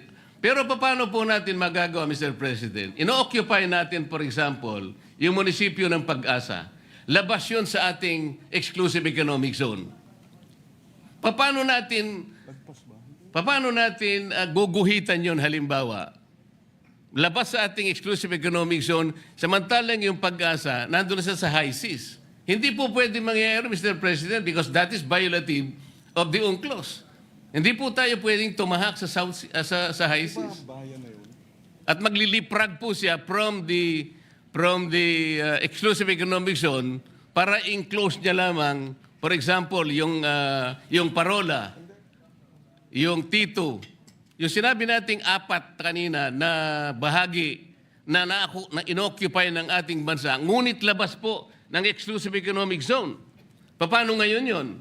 Eh di kapag ka sinabi natin, we were awarded our exclusive economic zone, o umalis na po tayo doon sa mga features na inoccupy natin ngayon. Simply because they are not enclosed by the West Philippine Sea na binabanggit natin. Kaya po ako nagsisimula dyan, Mr. President. Hindi po totoo na como sinabi ng arbitral award. Wala yung 9 dash line mo, China. Totoo naman yun Because China was unable to prove by historic rights na talagang nasakop niya through the 9 dash line. Pero maliban doon, walang ginawa yung arbitral award The arbitral tribunal did not adjudicate yung pamumosisyon nila sa mga features. Hindi naman niya sinabi, China, umalis ka na dyan sa mga inoccupy mong features. Meron ba siya sinabing gano'n? Wala po. And China continues to occupy those features. Meron din tayo, meron din ang Vietnam. Kaya po disputed ngayon eh. Kahit na po in-award ang West Philippine Sea o yung ating exclusive economic zone, it's still a disputable waters. Dahil nga, wala pa tayong coordinates na isasubmit na nire-require po sa atin. This is the whole point, Mr. President. Yes. If we may be allowed. Mr. President, gaya ng nabanggit kanina ng ating mga kasamahan, noong 2024 na ipasa yung RA 12064 nga at doon mismo dinebate Section 14, other maritime jurisdictions, the Philippines shall exercise all other maritime rights and jurisdictions in accordance with the UNCLOS, the South China Sea Arbitration, case number 2013-19, international law, and other pertinent and regulations of the Philippines. Mr. President, we beg to disagree that the coordinates are not clear, that we have not been able to determine it. We have by law, we have by administrative order, and we have by the arbitral ruling. All these should suffice, Mr. President, for us to assert that China is illegally occupying parts of our exclusive economic zone and is claiming likewise 150,000 square kilometers of our continental shelf and 381,000 square kilometers of our EEZ. I mean, that should suffice for this, at least for this resolution to be passed, for the resolution that we are now tackling be adopted, Mr. President. Mr. President, In addition, Mr. unfortunately- President, if I may, the Kalayaan Group of Islands Kalayaan is a municipality of Palawan. Pag-asa is a barangay. Yes. And therefore, the exclusive economic zone as defined in UNCLOS provides that it is a sea area extending up to 200 nautical miles from a coastal state's baseline. So the baseline would be the Kalayaan group, and 200 nautical miles from the Kalayaan group. So I do not see how the Kalayaan Islands is outside of our exclusive economic zone. I beg to disagree, Mr. President. Just for the record, the Pag-asa Island is a barangay of the Kalayaan Island Group under the province of Palawan. Yes. And it is 445 kilometers away from Puerto Princesa.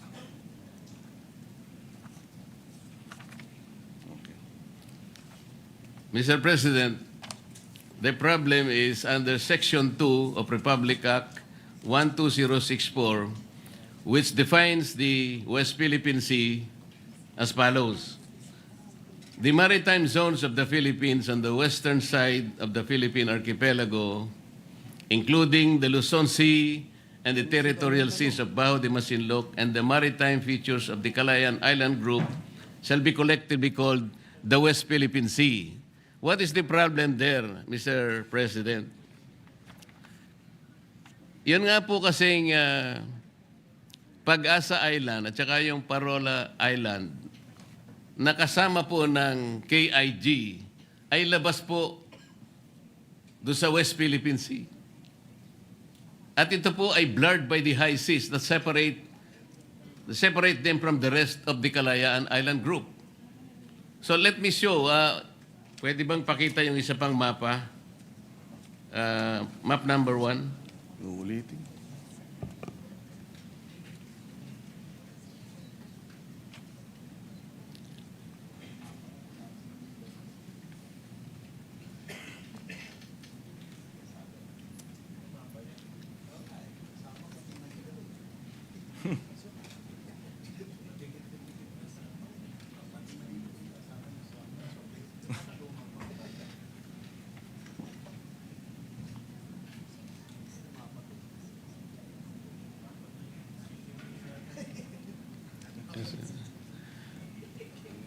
Ayan po, Mr. President.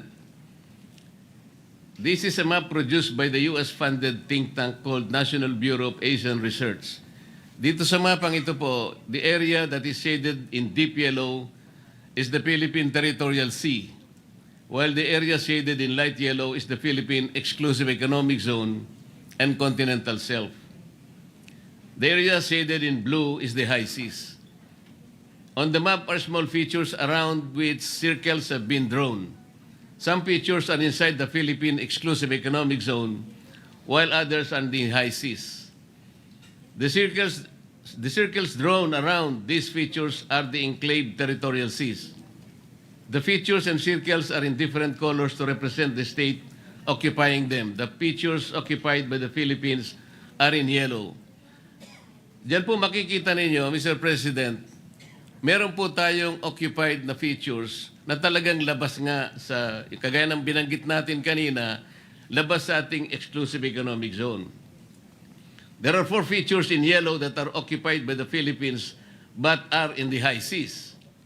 Other features that are occupied by China and Vietnam that are in the high seas but they are also being claimed by the Philippines.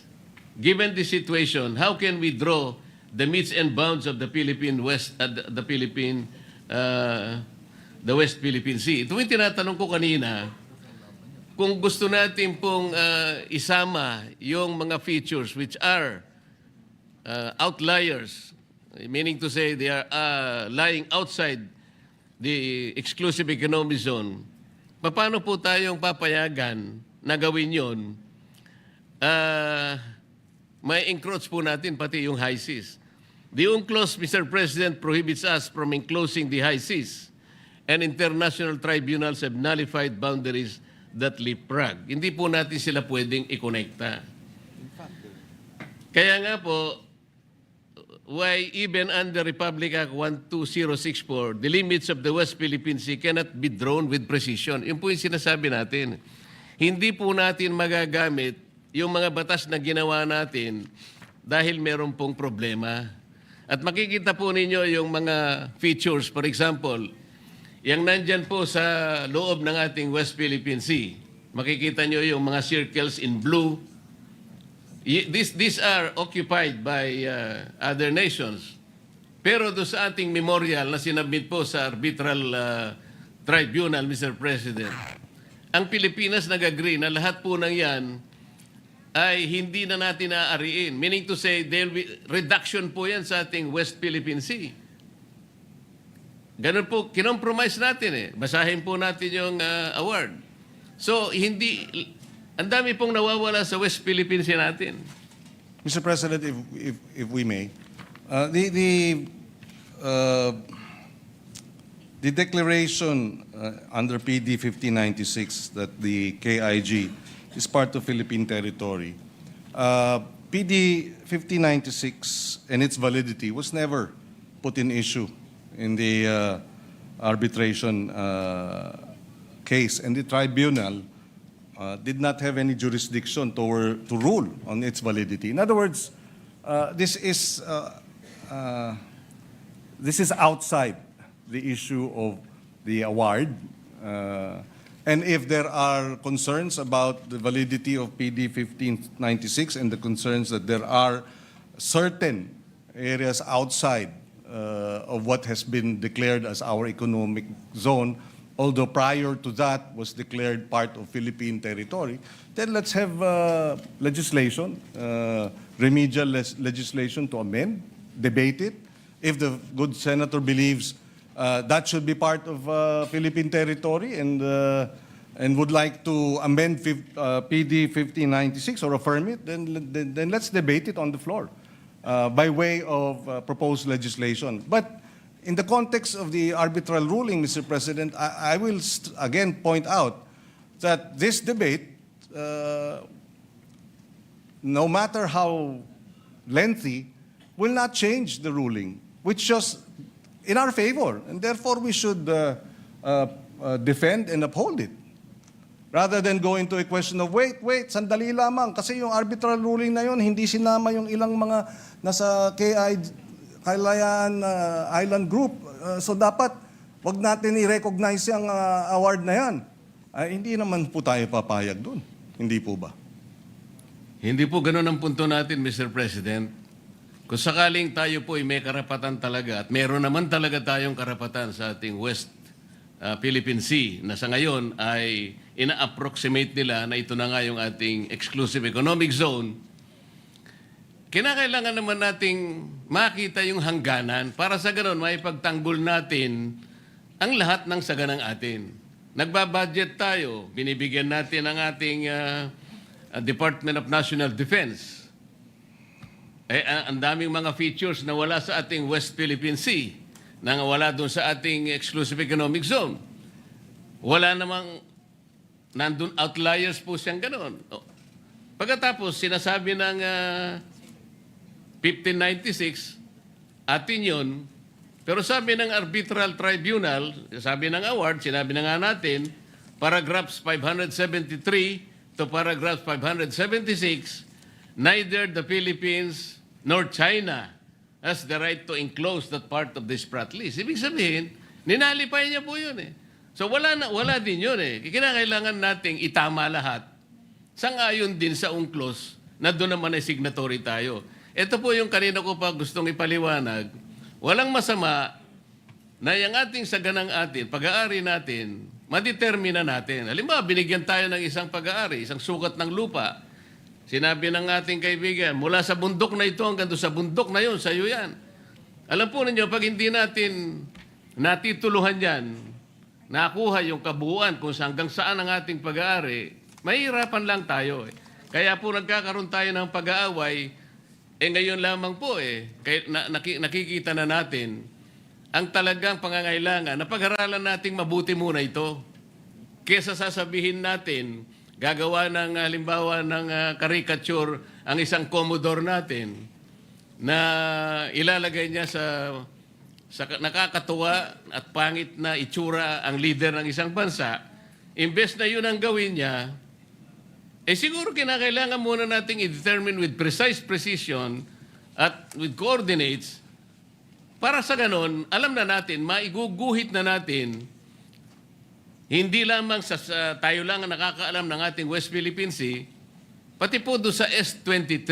Ito po yung International Hydrographics Organization. Matatala na yung ating West Philippine Sea. Magkakaroon na po ng coordinates. Kagaya po ng pinakita natin kanina, ng South China Sea is designated by 6.1. Yun po sana yung dapat natin munang gawin. Mr. President, just before... With the permission of the two gentlemen, Senator Before I Rizal yield Tiveros. the floor, Mr. President, to just Yes, very quickly. Yes, Mr. President, yung binanggit ni Commodore Tariela, dinepensahan na ng ating Department of National Defense at ng Armed Forces of the Philippines.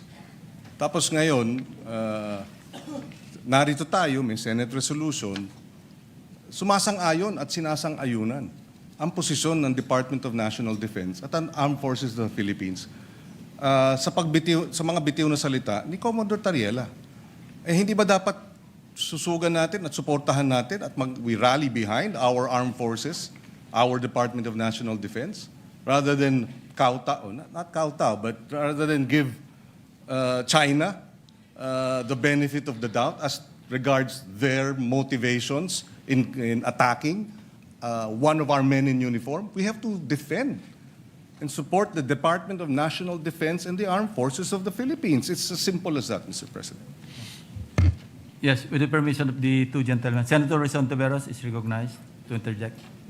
Salamat, Mr. President. Sinusuportahan ko yung kahuling sinabi ni Senator Pangilinan. Dagdag pa po, ilang beses ko na rin po narinig mula sa Ginoo, mula sa Pampanga and Tarlac, yung di umano'y coordinates ng China sa South China Sea o ng 9-dash line. At ipinakita po kanina yung mapa ng International Hydrographic Organization.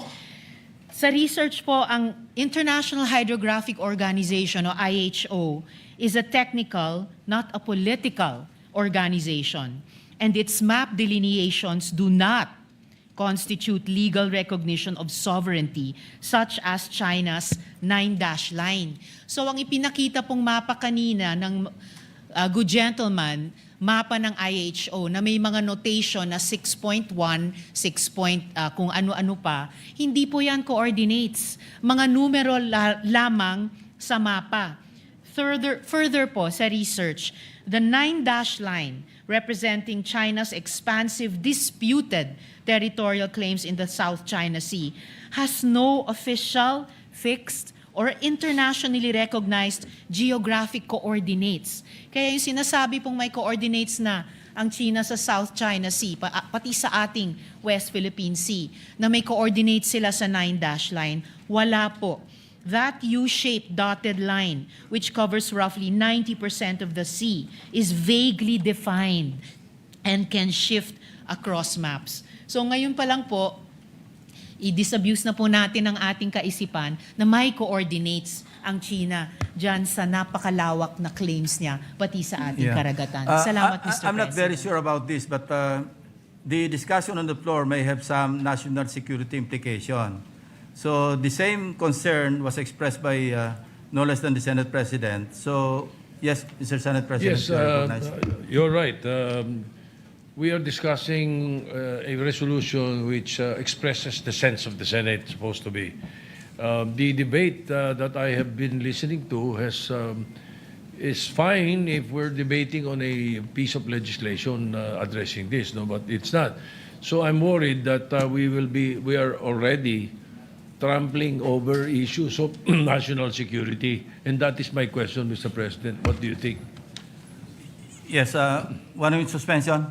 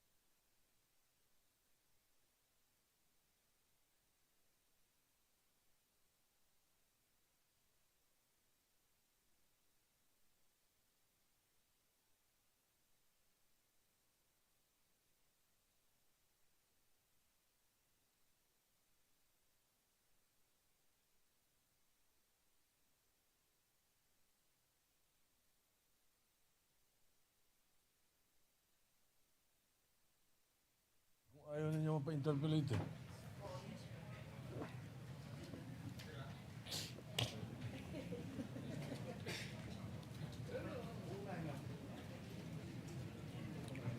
First hour bukas.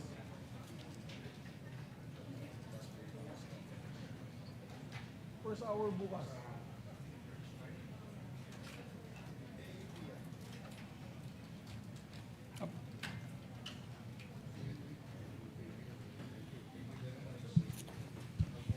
Mr. President, ready to resume. The session is resumed. Thank you, Mr. President. Mr. President, I move to suspend consideration proposed Senate Resolution number 256, and I commit to the gentleman sponsor and the interpreters that will take it up first item tomorrow on the agenda. So move, Mr. President. So you're moving to suspend? Yes. I was about to recognize Senator Lito Lapid. He has a lot to say about... he has plenty to say about the debates. So... Tomorrow. Tomorrow na lang. We will have to ask him to hold his horses until tomorrow. His horse. Hold his horse. I think he was enjoined to join the two Debate. Kapampangans. That's right. They're Kapampangans. Yes, and he said he Senator was Marcoleta, he said he Senator was going Pangilinan. to interject in Kapampangan also. We will await that tomorrow, Mr. President. All right. Thank you. Sige. So, So the motion is to suspend consideration. Hearing no objection, consideration of the resolution is suspended. thank you, Mr. President. Sorry, Next on the agenda is an act mandating the establishment of multi-faith prayer and quiet rooms. I move that we resume consideration Senate Bill number 1629 under Committee Report number 23. Any objection? Hearing none, consideration of 1629 under Committee Report 23 is in order. May we recognize the sponsor, Senator Robin Hood Padilla, and to interpolate, we'll just ask for a minute suspension, Mr. President, to ask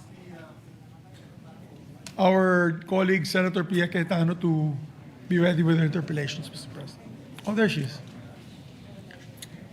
Oh, she's here. Sige. Senator Robin Padilla is Thank you. recognized to sponsor, to continue sponsoring the measure. What is the parliamentary status, Majority Leader?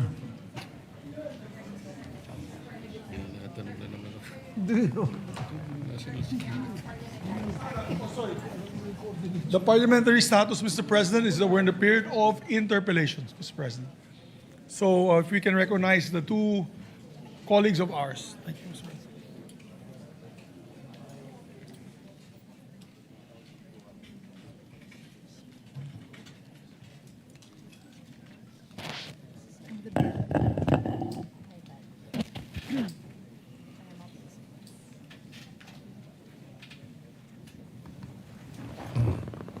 Yes, Senator Pia Cayetano is recognized.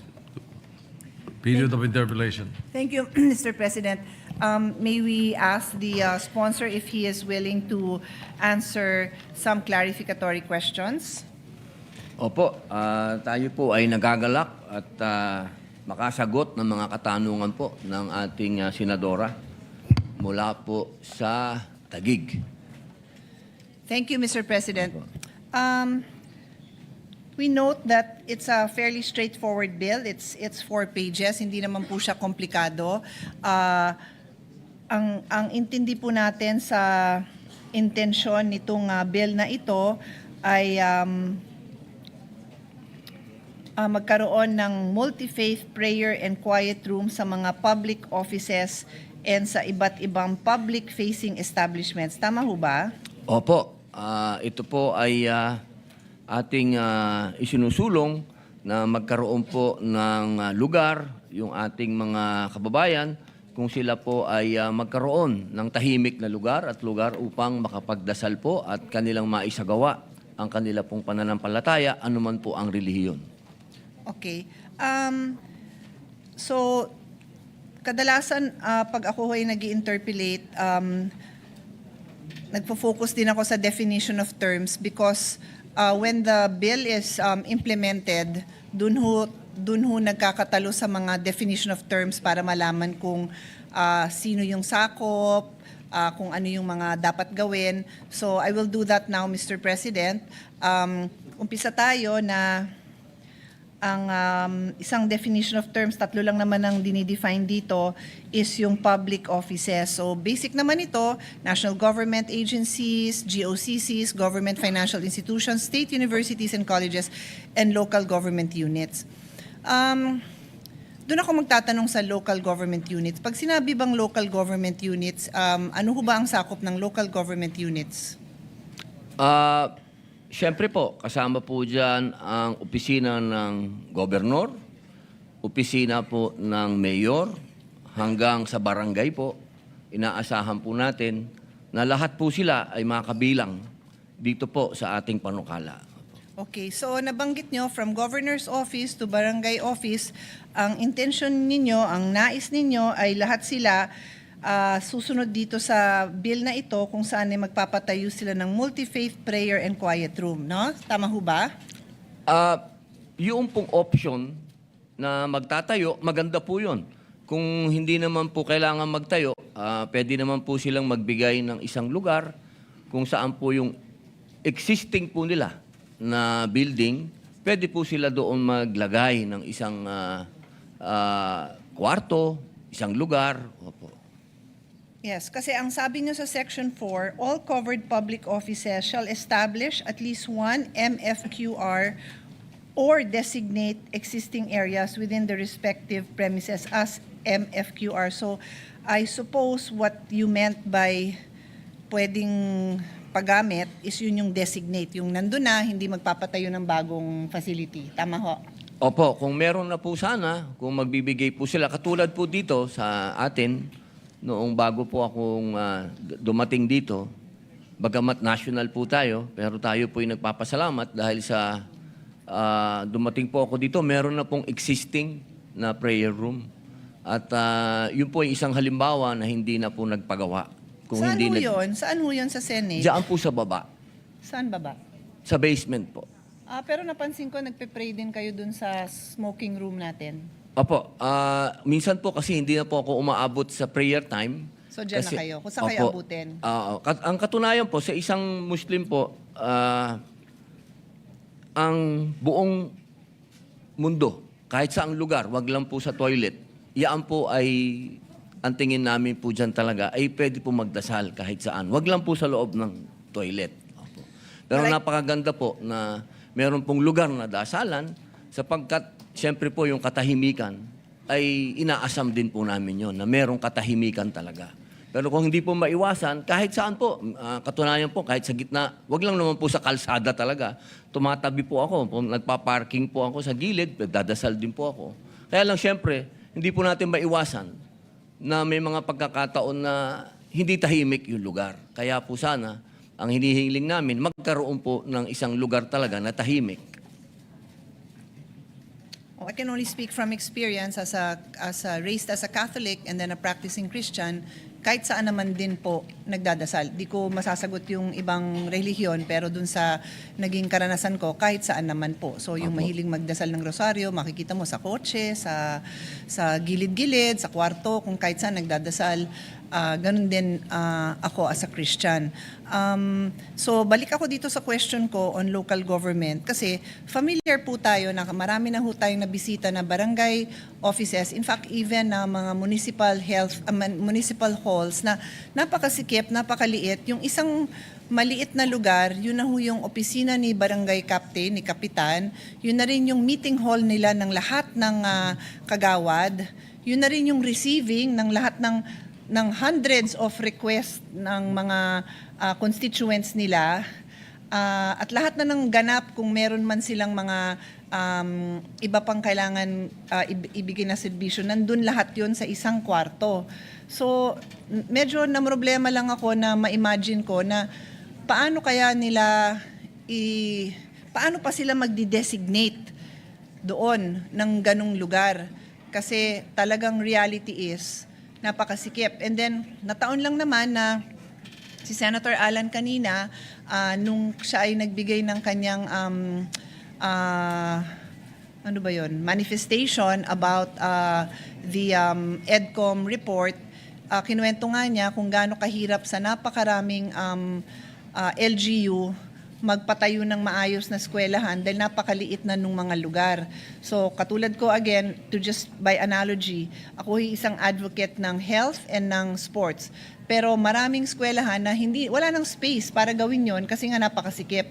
So this is a reality that we are faced with.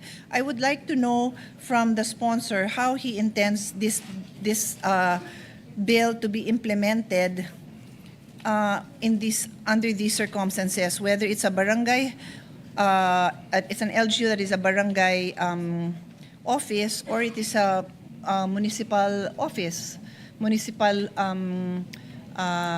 munisipyo. Opo. Napakaganda pong katanungan yan. Doon po sa ating panukala, ito po ay hindi nagsasaad na parang obligasyon po nila, no? Obligatory po nilang gagawin, ano?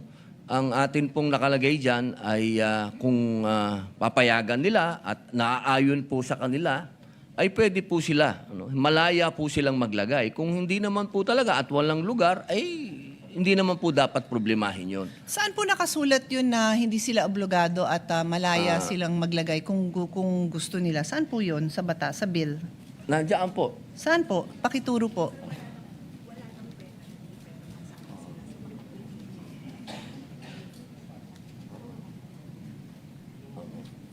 Ang nakalagay po dyan, walang penalty. Opo, ibig sabihin, hindi ka maobligado. Pag walang penalty, pwede mong ilagay, pwede mong hindi.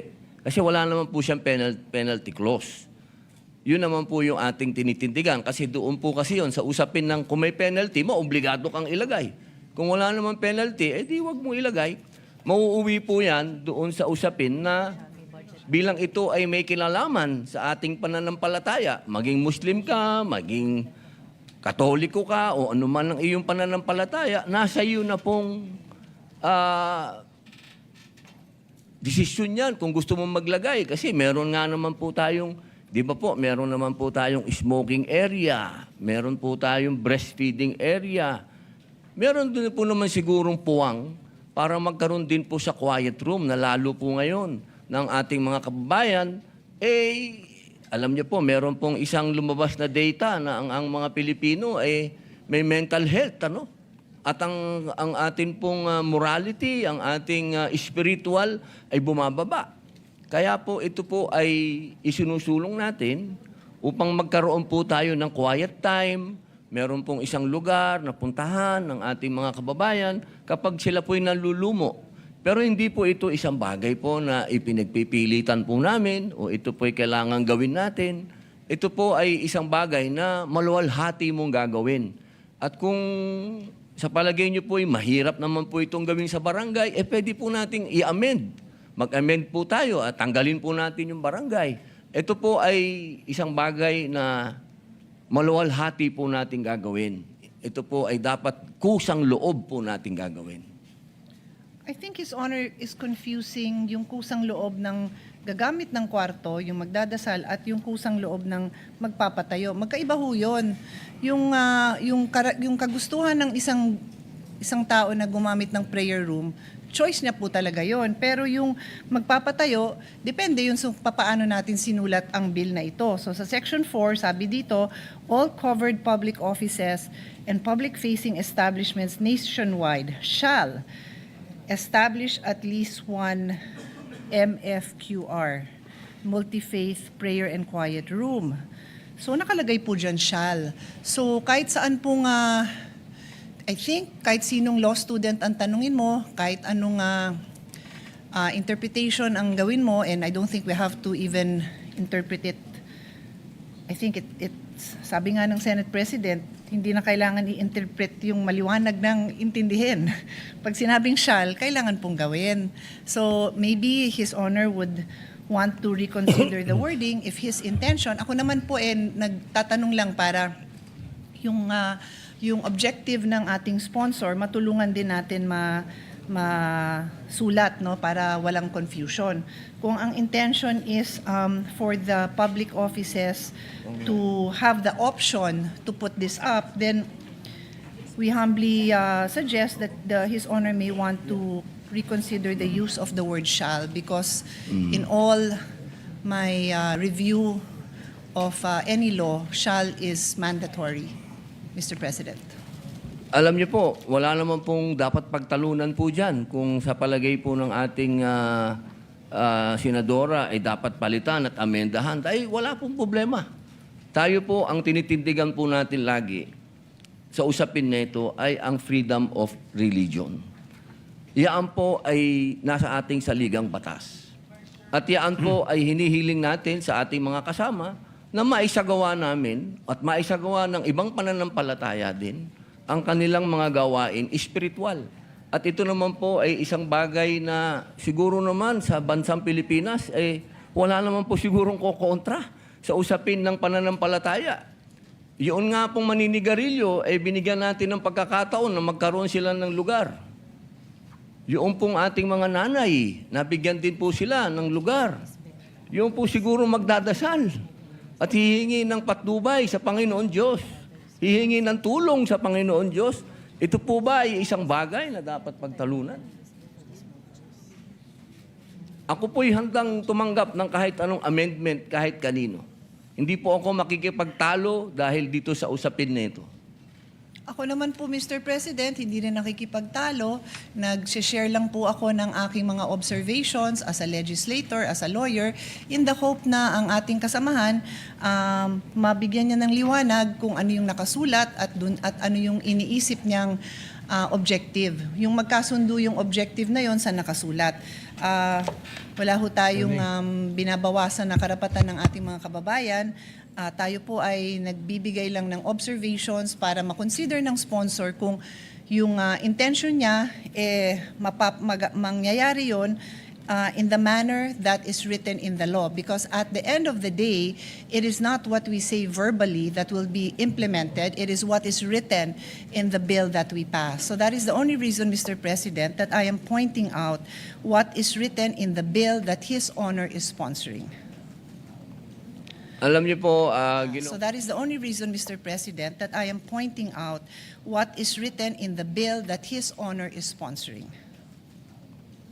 Alam niyo po, Ginoong Pangulo, lahat po ng aming kakayahan sa aming komite para ito po ay lumusot at maging komite, maisulong sa committee report. Ang una pong pinanggalingan po nito ay galing po sa talino at mungkahi at panukala po ni Senator Mark Villar. Siya po ang nag-sponsor nito, nagbigay po sa akin, siya po ang nag-author nito. At ito po ay nasa 19th Congress pa hanggang dinala ko na po dito sa 20th Congress. Ito Mr. po President, ay... Okay naman po yung history, pero sa akin lang naman po, pinaparating ko po sa inyo na pag-isipan nyo lang po yung word na shall. Opo, Yan lang po. Hindi na ho natin kailangan i-argue because I agree with you 100% that people should have the right to pray. If we can support the right to prayer by giving them a quiet room, I support it, Mr. Opo. President. Opo. I am simply asking that His Honor take a look at the way it is worded to make sure that the objective that he hopes to achieve will be achieved properly, because there's a big difference between thinking that it is mandatory and then thinking that is voluntary and then having a bill that does not reflect one or the other. Yun lang po. I'm Opo. happy to move on, Mr. President. Tama po. Pinapaliwanag ko lang po kung paano po yung progress ng bill na ito.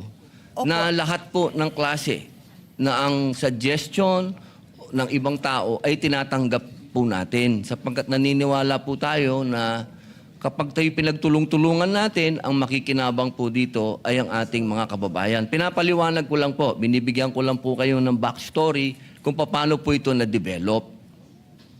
Yun lamang po, wala naman po tayong gustong sabihin, kundi tatanggapin ko po lahat ng gusto po ninyong amendment. Actually, on this note, Mr. President, binabalik ko po sa inyo as sponsor kung ano ho yung intention nyo. Wala ako at this point, wala ho akong personal na amendment na iminumungkahi. Pinapaliwanag ko lang, yung choice of words seems to be different from the intention of His Honor. Kaya hindi ho sa akin manggagaling yung amendment unless His Honor would seek my assistance. I'm just simply pointing out na yung sinabi niyong hindi mandatory, it is not reflected in the bill that uses the word shall. I am ready to move on, Mr. President. I just wanted to point that out. Opo, sa palagay po ba ninyo, ano po ang dapat po nating mailagay dyan para po sa kabutihan ng lahat? Palitan po natin yung shall. Sa inyo pong palagay. Depende po Bilang yun po. kayo po ay matagal na po dito sa Senado, ano po ang pinakamaganda pong ilagay natin dyan sa shall? If you don't mind, I have a proposal. Of course, Mr. President. Instead of the word shall on line 19, page 2, replace it with will. And then after premises, include the phrase wherever possible or as far as practical. Or Mr. President, just to Di ba? even make it simpler, just put the word may. All right. Instead of Mr. shall, Will, may. May establish one. Tapos after respective premises, wherever possible or Applicable practical. or practicable. Or practical. Ayan, sagot na yun. Nasagot na yung gusto ni Senator Padilla at yung mawawala yung apprehension ni Senator Cayetano. If that is, but we can do that during the period of period of amendments. Yun nga, Just yun a lang. suggestion. Thank Tama you. po. I appreciate that, Mr. President, and His Honor can consider it. He can take the suggestion of His Honor as supported by the majority floor leader. I did have a thought when His Honor was saying that. Siguro, and this is where I could also support the sponsor's objective, a phrase like when availability of space is an issue, subject to style of course. Yung sa madaling salita sa Tagalog, pag wala talagang lugar, kailangan mag-designate ng room na parang co-sharing for other purposes. Kasi yung intention naman natin is, wag nyo naman i-prevent ang isang gustong magdasal ng tahimik na sasabihin na hindi ka pwede dito kasi ito ginagamit namin sa ganito. Yun yung gusto natin na kung wala na talagang paglalagyan kasi nakikita mo nyo naman siguro, gusto ko nga tanungin yung mga, si Sherwin na ang daming tinabaho sa department, ang public works secretary, ang public works chairman natin, then of course the chairman of the Committee on Finance, alam nila yon na ang daming multi-use buildings, multi-purpose buildings na yung footprint niyan, ang liit-liit, tapos pataas yung gawa nila kasi wala nang spasyo. So yun lang naman yung point ko, Mr. President. I'm pretty sure we can find the right wording to ensure that people will have a place to pray. But it may have to be multi-use with other functions. And I'd like to share, I wish nga I had the clip but I have this favorite sitcom that I watch. It's about the life of employees in a big supermarket. Then yung babae doon, nabuntis ng anak, kailangan niya mag-pump ng kanyang breast, kailangan niyang maglabas ng gatas niya. So, nakahanap siya ng isang storage room, doon siya magpapump.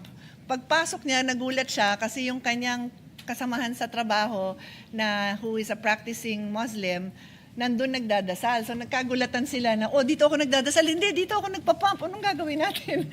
So, naging common time nila. Pinapakita doon, halika na, magdasal ka na, tapos magpapump na ako. Sabay sila doon. It was kind of funny because yung nagdadasal, naiirita siya dun sa sound ng pump. So, nagre-reklamo siya. Pero wala silang magagawa kasi ganon. So, I wanted to share that kasi pag may gustong gawin at may gustong maghanap ng paraan, makahanap naman ng paraan. It's not ideal, but they were able to make it work. So, yun lang naman yung gusto kong ma-elicit sa discussion na to, na paano bang gagawin natin dun sa mga lugar. I would hate to say it because I would hate somebody to have to pray in a smoking room. ayoko naman sana na the only room that they could provide is the smoking room. Kaya ka nga nagdadasal, you're thanking God for your body and your life, tapos doon ka magdadasal sa smoking room. Sana naman ho, hindi. In the same way na wag sa banyo, siguro naman ilagay na rin natin doon na wag naman sa smoking room din. Maghanap naman ng iba. Kung Napakaganda kailangan po niyang yan, gamitin yung room ng chairman, then gamitin niya yung room ng chairman. In the same way sa office ko, because I am a pro-breastfeeding advocate, I told all my staff, and marami na sa kanilang nabuntis, nanganak, nagpadede doon, use my office. Kasi yung office natin, minsan one room lang ang private room natin sa Senate office, di ba? Sa Senator's office, banyo, tapos yung room ng Senator. So sabi ko, gamitin nyo, kung magpapump kayo, mag-lock kayo ng pinto, pwede yan. So pwede naman gawa ng paraan kung gusto. Gusto ko lang maliwanag ang wording natin, Mr. President. I'll go on to the next, if it's okay with the sponsor.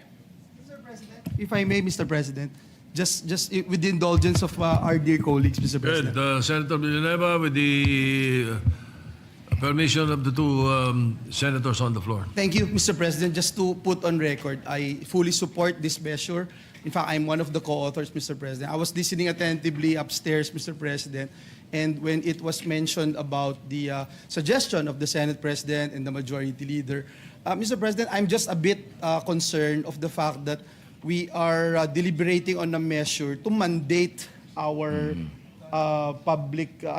government, local government units and itong national government, Mr. President. If we are not going to mandate and we will delete the word shall, Mr. President, we might not be needing to tackle about this because at the same time, ano naman pala freewheeling lang So the main reason why we're pushing for this measure is that we are mandating. And that's the main reason, Mr. President, that the word shall is in the bill itself and with the proviso, Mr. President, na may pondo, merong lugar, merong pwedeng gawin. So just want to put that on record, Mr. President. But at the proper time also, we will participate in the period of amendments. Thank you, Mr. President. Thank you, dear colleagues. Yes. Thank you, Senator. While you have mentioned that, you might as well consider the possibility, and I hope Senator Padilla will consider the possibility during the period of amendments, that we amend the title. And instead of using mandating, we use promoting. Mas maganda pa. Promoting the establishment of multi-faith prayer. Wala tayong diba? Wala tayong mababunggo sa kaisipan ng iba. Anyway, at the proper time. Thank you, Senator Villanueva. You may continue, please. Thank you, Senator Cayetano. Villanueva. So I'll move on kasi I think we've established the reality that there may be areas that it would be difficult due to space constraints to mandate a room dedicated to a dedicated prayer room. But we've also established, at least in the exchange, that a multi-use room to give those who want to pray a quiet space to pray subject to style will be included here. So my next question is consistent with making sure that it is clear to us what is it we are establishing. So this room, according to Section 5, has a minimum design and facility requirement. The MFQR shall have a minimum floor area commensurate with the expected number of users to be determined by the public office or public-facing establishment.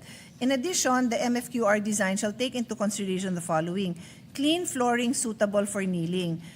I think that is, my opinion, I think that is more than acceptable kasi public office to, siguro naman dapat malinis naman yon. So sa akin po, walang problema yon. Letter B, shoe rack.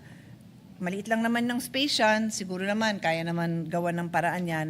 Kung hindi man shoe rack, I don't know, a place to put your shoes, something like that. Adequate ventilation and lighting, I think that's also a given. It's a public office. There should be adequate lighting and ventilation. D, multilingual signage with international quiet room symbol. I have no problem with this. I just don't know why a multilingual signage is required. If this is in a small municipality or barangay, are they expecting foreign visitors? But again, it's minor to me, so it's not really an issue. I would just like His Honor to comment later on how important that is. The last item is what I'd like to have a little bit clarity on. It's called the ablution facilities or washroom or a wash area for ritual cleansing that is equipped with low faucet, bidet, or foot washing basins, non-slip flooring, and proper drainage, provided that the ablution facility shall be within 30 meters from the MFQR or inside the same facility where practicable, that these ablution facilities shall be gender sensitive, accessible, and hygienic. Provided further shall remain available for other cleansing or preparatory practices in a manner that is inclusive, neutral, and respectful of diverse beliefs and needs. So again, in my visits to barangay halls, barangay offices, ang concern ko nga again is the limited space. And sometimes there's not even a bathroom there. The bathroom would be in the multipurpose hall or even in the gymnasium, which I don't really know if they are actually within 30 meters. And then to provide for piping, if there is no water facility, if there's a bathroom nearby, then we know that there is piping available. If there is none, then they would have to connect with the nearest piping system in the area. And so I do know that this would be an additional cost, not to mention the issue of whether there is space for the wash area, the ablution facility. So is His Honor amenable to this being also subject to it being a requirement as far as practicable also? O may iba ba, like possible ba na magdala ng basin ang nangangailangan ng tubig? Kasi it is not my religion, so I am not familiar. I would love to be able to support all religions, pero yun nga, yung hanggang sa kakayanan naman nung public office naman po sana. Opo, napakaganda po ng inyong iminungkahi. Ang katunayan po, yung patungkol po dyan, inuulit ko po, depende po yan sa space ng lugar at yung usapin po, kasi doon po sa ating panukala, kapabilang po dyan yung mga lugar na katulad po ng mga malls, kung mababasa niyo po dyan, yung mga public places po, ano? Doon po naman natin ilalagay yon dahil meron naman po sila doon designated ng mga toilet. Opo, na po pwede po sana makikiusap po tayo sa kanila diyan po sa pamamagitan ng panukala na yan na maglagay po sila noong laboratory po, no? Kasi minsan pagka kami po experience ko po yan, minsan meron ngang prayer room. Meron silang designated, katulad po sa Green Hills, ano, meron po dyan na prayer room. Pero yung kanila pong toilet, wala namang masasabi po nating ugasan ng paa. Kaya po ang nangyayari, tinataas po namin yung paa namin doon sa laboratory na hindi naman po kaaya-aya doon naman sa ibang gumagamit ng toilet. Kaya po naisip namin na baka po pwede pong kasi yan na rin po yung practice sa ibang ASEAN, ano, sa ibang bansa, na meron na po doon isang lugar na pwede po yung laboratory ay sakto na po sa paa para hindi na po itinataas doon sa laboratory na pangkamay. Kaya po nailagay namin yan dyan na baka po pwedeng mailagay na rin po doon sa toilet na yon. At isinangguni din po natin yan doon po sa aming TWG, na isangguni po namin yan doon sa mga private sector at ganun din naman po, no, nung kausap po namin si Senator Mark Villar bilang sila din po ay developer. Sila din po ang nagsabi na hindi naman mahirap gawin yan na maglagay ng ganung klase. Kaya po namin na ipasok yan dyan para kaaya-aya po sa lahat na maging maganda lang kasi pag nag-ugas po kami sa isang toilet, talagang basang-basa po yung lugar. Kasi nga po, halos buong katawan po namin yung aming inuugasan. Kaya po yung pati yung flooring nababasa. Kaya para po maging maayos para sa lahat, kung pwede naman po, ay makapaglagay po nung laboratory na yon. At yun naman po ay hindi rin naman po namin yan ipipilit doon sa mga walang lugar. Dahil kami din po, katulad ko po, pagka ako po ay maggagawa ng ablution o nung tinatawag po naming purification, may dala din po akong tubig kung wala naman. bottled water, kahit saan naman po. Yun lang man pong kung pwede at kung meron. Okay. So actually, Mr. President, I am ignorant about practices of other religions to some extent. I mean, to the extent that it's public info, medyo may alam tayo. Pero like katulad nito, hindi ko alam na. So ang ibig nyo sabihin pala na pwede naman palang itong pinaka-ablution facilities nyo is within the restroom. Pwede Opo. pala. Opo. Ayun, hindi ko kasi alam yun eh. So akala ko magpapatayo pa ng hiwalay. Restroom nga lang, yung ibang barangay hall, wala nga silang restroom nearby. So yung gano'n, walang problema sa inyo na wala doon kasi ni restroom wala. Ang sinasabi lang nyo, kung may restroom na rin lang, edi for future developments, palagyan na rin ng facility or that would be a faucet na lower para magawa nyo yung kailangan yung gawin. Yun lang naman yung Opo, pinaka-importante sa inyo. Opo. I agree kasi dun sa sinabi nyo na hindi mahirap yun. Kaya nga ang sinabi ko, kung may mga piping na doon, wala namang problema. Kasi Opo. isang pipe lang yun, tapos isang gripo na lalabas doon. Kasi hindi ko alam na okay pala sa inyo na mismong nasa toilet. Okay, Opo. I mean not toilet, but the restroom. Opo. Okay, so mas clear po yun. And nabanggit nyo na rin lang yung areas, no? Kasi ang inuna ko is yung public offices. So meron pang kasama sa definition na sakop dito sa bill, public-facing equipment. So, public-facing establishments. And that is defined as, it includes private or government-owned facilities that routinely admit the public, such as transportation hubs, airports, seaports, malls, markets, hospitals and health facilities, educational institutions, courts, museums, parks, sports, convention venues, and buildings providing essential frontline services. Period. I mean, there's exclusions. I won't get into that. So I just have a few clarifications. I feel like the malls, and the transportation hubs are very important because this is actually where you really have people from all walks of life going in and out. So it would be important that even if they are not public offices, mag-provide sila ng facilities na ganito. Tsaka, by nature, medyo malalaki ito. Meron lang akong nakikitang maraming bus terminal na wala masyadong enclosed spaces. Diyan sila medyo mahihirapan. Because we've seen it with our own eyes. I mean, airport, walang problema. Seaport, minsan din may sobrang liit, yung parang kulang na, yung talagang bilihan lang ng ticket, tapos isang maliit na banyo.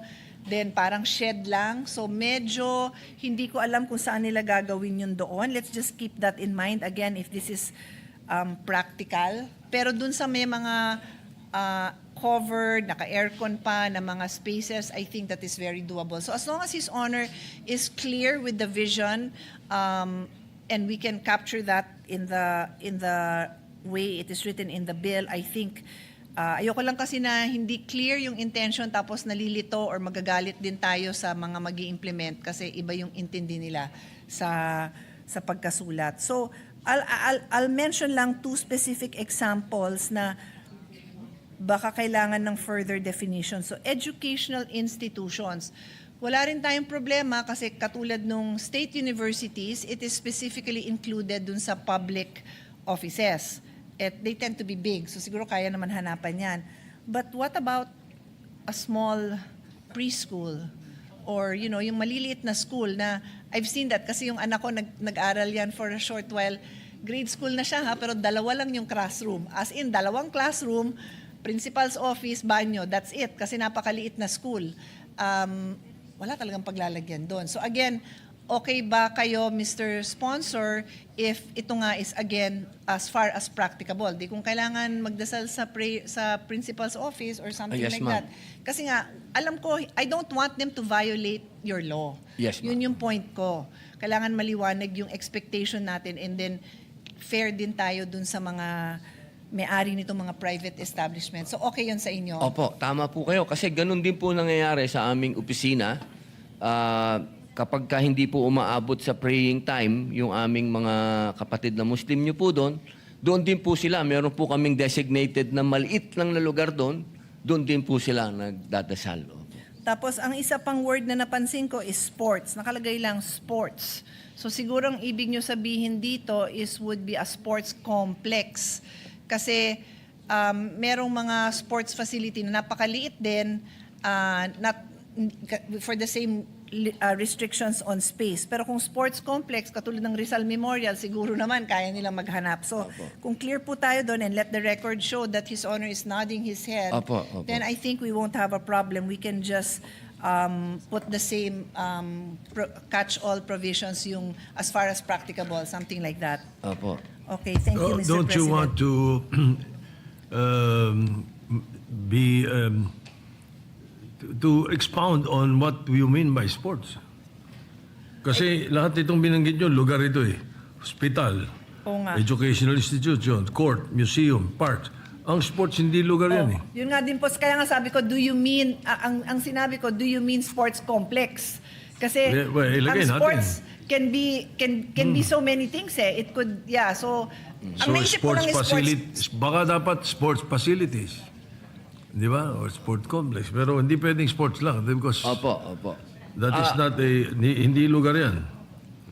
Opo, na ano lang po yun, kasi na in general lang po, kasi kasama po siya sa mga lugar na yon. Pero ang ibig po namin sabihin doon ay sports complex po. And again, subject to the space requirement. Kasi meron tayong nakikita na yung common nga dun sa mga LGU, yung sports multi-use space. Of course, government na yon, pero I'm sure meron din sa private. And then it's literally just, let's say, it's literally just a roof.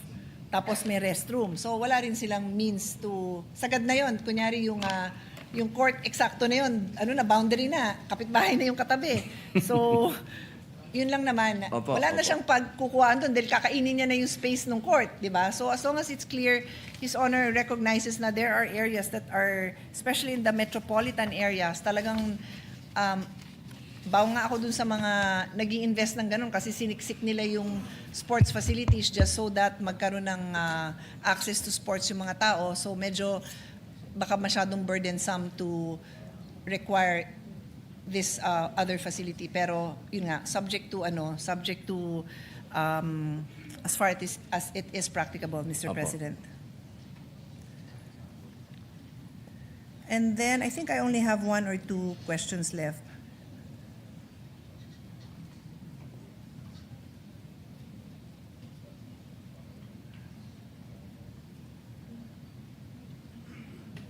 Paano kaya to section 6 nyo? Kasi it is meant to be a multi-faith prayer and quiet room. But Section 6 specifically says that if they voluntarily comply, they may apply for recognition as Muslim-friendly establishment. So, wala bang ibang religion-friendly establishment? I mean, if it's meant to be Muslim, if it's meant to be multi-faith, then maybe there shouldn't be a specific mention of religion. You can promote that as a benefit, but maybe it shouldn't be there. I don't have strong feelings about it. I'm just pointing out na Ano po, ito po kasi ay naging practice na po ito pagka tayo po, kapag nag-travel po tayo sa ASEAN, pati na rin po sa Europe, makikita po natin doon sa mga lugar nila, sa mga mall, airport, nakalagay po lagi doon, mayroong prayer room. Yan, At ito pong ating Department of Tourism, meron po silang kampanya na Muslim-friendly areas. Kaya po namin ito gustong samantalahin upang tayo po ay makatulong sa Department of Tourism sa pagpopromote po na dito po sa ating bansa ay welcome po ang mga Muslim na kapag sila po ay pumunta dito, meron po mga Muslim-friendly areas at hindi nila po problemahin po yung mga lugar na pwede po silang magdasal dahil parehas na rin po tayo ng Singapore, ng Thailand, ng Korea, na meron na rin pong mga lugar na designated para po magdasal. Pero hindi po, katulad po din sa ibang bansa, hindi naman po nakalagay doon na pang Muslim ito, nakalagay lang po doon prayer room. So, ang sa akin lang kasi, what if because we do our job well and promote it as a multi-faith quiet room, prayer and quiet room, bakit yung acronym nyo wala palang P? Ayaw niyong idagdag pala sa letter A, multi-faith prayer and quiet room. Ayaw niyong lagyan ng P kasi yung acronym niyo is MFQR. Anyway, it's up to his honor. I'm just pointing it out if you want to add the letter P. So Yes, anyway, ma'am. I was saying, if we promote this as a multi-faith prayer and quiet room, tapos may mga grupong they want to use that room, let's say malaki-laki yung na-designate ng mall, tapos mag-aano sila doon, magba-Bible study sila doon, magkakantahan, maraming Christian groups pag nag-Bible study, may kasamang gitara, may kasamang kantahan. I guess welcome silang gawin yun kasi it's a prayer and quiet room. Yes, ma'am. Siguro naman medyo, I think it's acceptable for them to do that, but I don't know if it's consistent with the title of the bill na ipopromote siya ngayon as Muslim-friendly establishment because it's a all-religion-friendly establishment. I would like to ask the experts kasi sa akin lang, kailangan consistent tayo sa title ng bill, kailangan germane yung laman ng ating body dun sa title. Kung multi-faith yung pinopromote natin, then I think multi-faith din yata ang mga pangalan or recognition nito. At tingin ko lang I'm just thinking kasi ayoko lang na makriticize na hindi germane itong mga provisions na to dun sa title, Mr. President. Ano lang naman po kasi yun, ma'am. Parang gusto lang po natin makatulong talaga sa Department of Tourism sa kanilang promotion po ng ating Muslim-friendly areas. At yun naman po, naniniwala tayo kapag ka nasunod po yung panukala na nakalagay po dyan kung ano yung itsura sana noong lugar, ito po ay kaaya-aya sa mga Muslim at ganun din po sa ibang religion. Kasi ganyan din po sa Brisbane, sa Australia, may ganyan din po doon prayer room. Pero doon po sa kanilang prayer room, may piano. Ibig pong sabihin, pwede pong gamitin din ng mga Christian, born again. Opo, nagkakaroon naman po ng respetuhan. Wala naman pong nangyayaring kahit anong conflict. Pero ganun din po. Nakalagay din po doon na Muslim-friendly din siya. Opo, so ano po sa akin? Kung gusto niyo po yan na amendahan, palitan natin ng all religion-friendly, pwede po yan. Opo, lahat po yan. Kami po ang intention po ng panukala ay makatulong sa ating Department of Tourism. Kung ano po sa palagay ninyo ang makakaganda, yan po yayakapin po namin.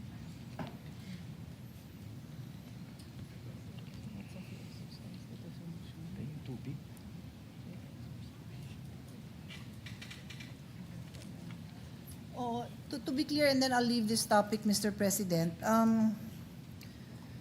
Section 5 of Article 3, Section 5 of the Constitution says, no law shall be made respecting an establishment of religion or prohibiting the free exercise thereof. The free exercise and enjoyment of religious profession and worship without discrimination or preference shall forever be allowed.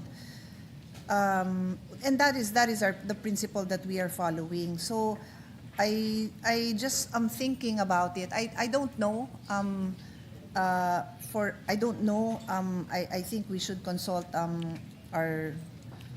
some more lawyers or experts in the bills and drafting na when you say that it is Muslim friendly, do you in effect does that actually create a bias in favor of the practicing Muslims? Like, as a Christian, would you think of using that facility that it is clearly stated as Muslim-friendly? No, it might. So, yun lang naman yung sa akin na we're clear na especially kung gagamit ka ng public funds because there is an appropriation clause, you are not specific. I know the bill does not say that is for the exclusive use of one religion. We are not saying that, but by putting those wording, would that create that impression? And would that fall under a violation? I don't know. I am just bringing it up for us to think about because it is our job as legislators to to consider the proper wording so that we abide by the Constitution and allow everyone to practice their faith with no discrimination. So, Opo, I again, leave it at that. Hindi yes, ma'am. ko alam kung anong dapat natin i-desisyonan dyan. Yes, ma'am. Again, uulitin ko po, ito po'y bilang tulong lang sa ating Department of Tourism sa kanilang kampanya na mag-imbita po ng mga turista sa ating Pilipinas. Dahil sa ngayon po, ang ating pong tourism ay 3% lang kumpara po sa Thailand, sa Vietnam. Nalagpas po ito ng 10%, may 12%, may 15%. Ito po lang ay kasama lang po ito. Kung ito po'y magiging batas, ito po'y pwedeng gamitin ng ating Department of Tourism para po sa promotion po ng ating bansa, na dito po sa ating bansa ay may mga Muslim-friendly na establishments. Kung ito po ay makakasira po at violate ng ating saligang batas, kung sa palagay po ninyo, ay ditanggalin po natin. Yan po ay, hindi po yan suliranin para sa akin. Ito po ay bilang tulong lamang po sa ating Department of Tourism. Okay, last question, Mr. President. Is His Honor familiar with multi-faith rooms? Ito ba ay common sa ibang bansa, yung multi-faith versus specific rooms that are designated? Kasi there are certain countries that are, they establish a religion for that country. Tayo, we don't have an established religion. So, aware ba kayo na may mga ganitong multi-faith rooms? And Opo. how does it, meron? How Opo. does it work nga? Kasi paano kung October? Sa October kasi, madalas mag-pray ng rosary ang mga Catholics. And what if nga nagpe-pray sila ng the whole day? Kasi di ba minsan may ganun ililid pa nga yan. Minsan sa mall, meron pang may loudspeaker pa na may Angelus or whatever. Okay lang ho kaya yun? Again, hindi ko alam. Pwede ba yun na in that room may nagro-rosary, may nagdadasal ng ibang dasal? Magkakaroon ba dyan ng rules on what time? Or they can share it without any... They can share it and be at peace with each other while they're expressing their faith? Opo, nakikita na po natin ito. Sa Singapore lang po, marami pong prayer rooms. Pero it is used as a multi-faith prayer room? Opo, sa Australia po, ganyan din po. Meron nga po, naikwento ko nga po, meron pang piano sa loob. Nung nagdasal po ako doon, may piano pa sa loob. Siguro po, ang mangyayari po niyan, total, meron naman prescribed prayer ang isang Muslim. At ganun din naman po yung ibang religion, meron silang oras. Pwede po silang mag-sharing, hindi lang po sila siguro talaga pwedeng magsabay. So kung merong oras ang mga Muslim, pwedeng ilagay yon na parang out of respect for our Muslim brothers and sisters kung pwedeng ito yung designated hours. Kasi sa Catholic, wala naman yata except the Angelus at 6 p.m. But other than the Angelus, you can pray the Rosary, you can pray your Our Fathers, Hail Marys, and even Christians anytime. So parang ganon, magkakaroon ng rules? Opo, wala po ako nakikitang, actually, pwede po pa, ito pa ang daan para magkaroon sila ng, para sa akin, ito yung oras para mag-usap sila, mag-sharing sila. Time for them na magkaroon ng quiet time para sa isa't isa. Opo. Para sa akin po, positive po ito. Hindi po ito magiging negative. Meron lang po akong nakita sa Brunei, maganda sa Brunei, pinaghiwalay niya. Sige, marami kasi silang pera. So, hiwalay po yung prayer room ng Muslim tsaka ng Christian. Pero Brunei, as a Muslim country, meron po silang prayer room for the Christians. May piano pa nga po Opo. Ang hinihiling lang po natin sa bawat religion na magagamit niyan, wag niyang angkinin. Halimbawa, sa isang Muslim, wag din siya maglagay ng mga bagay doon na i-identify yon na sa Muslim lang. Ganon din naman po sa Christian, wag din siya mag-iiwan ng gamit doon na ma-identify yon na sa Christian lang. Kailangan ma-maintain po yung lugar na yon na talagang neutral yung lugar na yon at para yun sa Diyos. Opo, yun lang po yung hiling po natin dyan sa panukala natin. Okay, Mr. President, those are all the questions I have. We hope that His Honor was able to consider the observations we made with the intent of making this a bill that will be positively implemented by the implementers for the sake of the Filipinos who want more time and places to be able to pray and worship. Thank you, Mr. President. Thank you, Mr. Sponsor. Maraming salamat po. Thank you very much, Mr. President. Mr. President, there are no Yes, other Majority members who Leader. wish to interpolate. We can close the period of interpolation. Any objection? Chair stand. Period of interpolation is closed. We ask for a minute suspension if they're ready with their amendments, Mr. President. Ask for a minute suspension. Session suspended.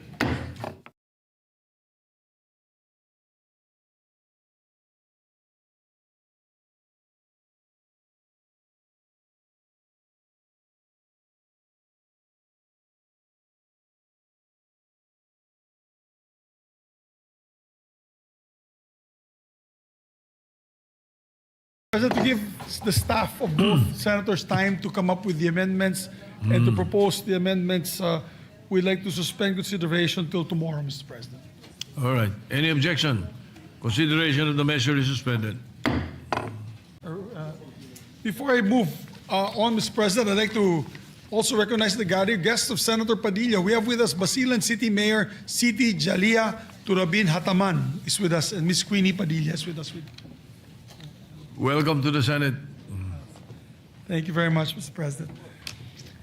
And we'd like to recognize, to avail the privilege hour, no other than Senator Erwin Tulfo, Mr. President. Senator Erwin Tulfo is recognized. Thank you, Mr. President. Thank you, Majority Floor Leader. Mr. President, distinguished colleagues, I rise today on a matter of personal and collective privilege dahil may malinaw na indikasyon ng karapatan ng mamayan at ng lokal na pamahalaan ng Dupax del Norte, Nueva Vizcaya ay binaliwala sa pagbibigay ng mining exploration permit ng Mines and Geosciences Bureau sa isang banyagang kumpanya. Ayon po sa mga residente at mismo mga halal na opisyal ng lokal na pamahalaan, wala umanong naganap na tunay, malinaw at makabuluhang konsultasyon bago ibinigay ang nasabing permit. Ginoong Pangulo, kung ito ay totoo, hindi lamang ito simpleng pagkukulang. Isa itong malinaw na pagyurak sa Local Government Code at sa prinsipyo ng local autonomy. Hindi maaaring baliwalain ang mga LGU sa mga desisyong ginagawa sa national level. Hindi rin maaaring dead mahina lang ang mga komunidad na siyang direktang tatamaan ng epekto ng pagmimina sa kanilang lupa, tubig, kabuhayan at kalusugan. Mas malala pa rito, Mr. President, ulat na ang mga inaboy ng mga pulis. Panoorin po natin ang kuha ito ng mga Ito na ang nangyayari dito ngayon sa Kyon. Please lang, nasaan ang hustisya? Nasaan ang hustisya para sa amin? Dupax del Norte! Wait lang!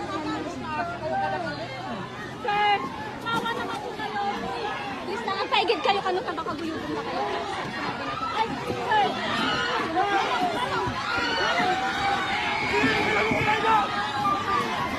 Check!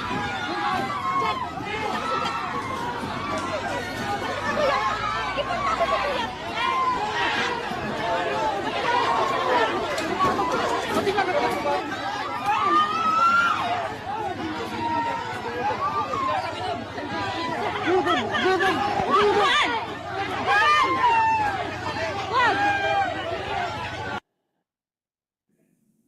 Mr. President, let us call this out for what it is.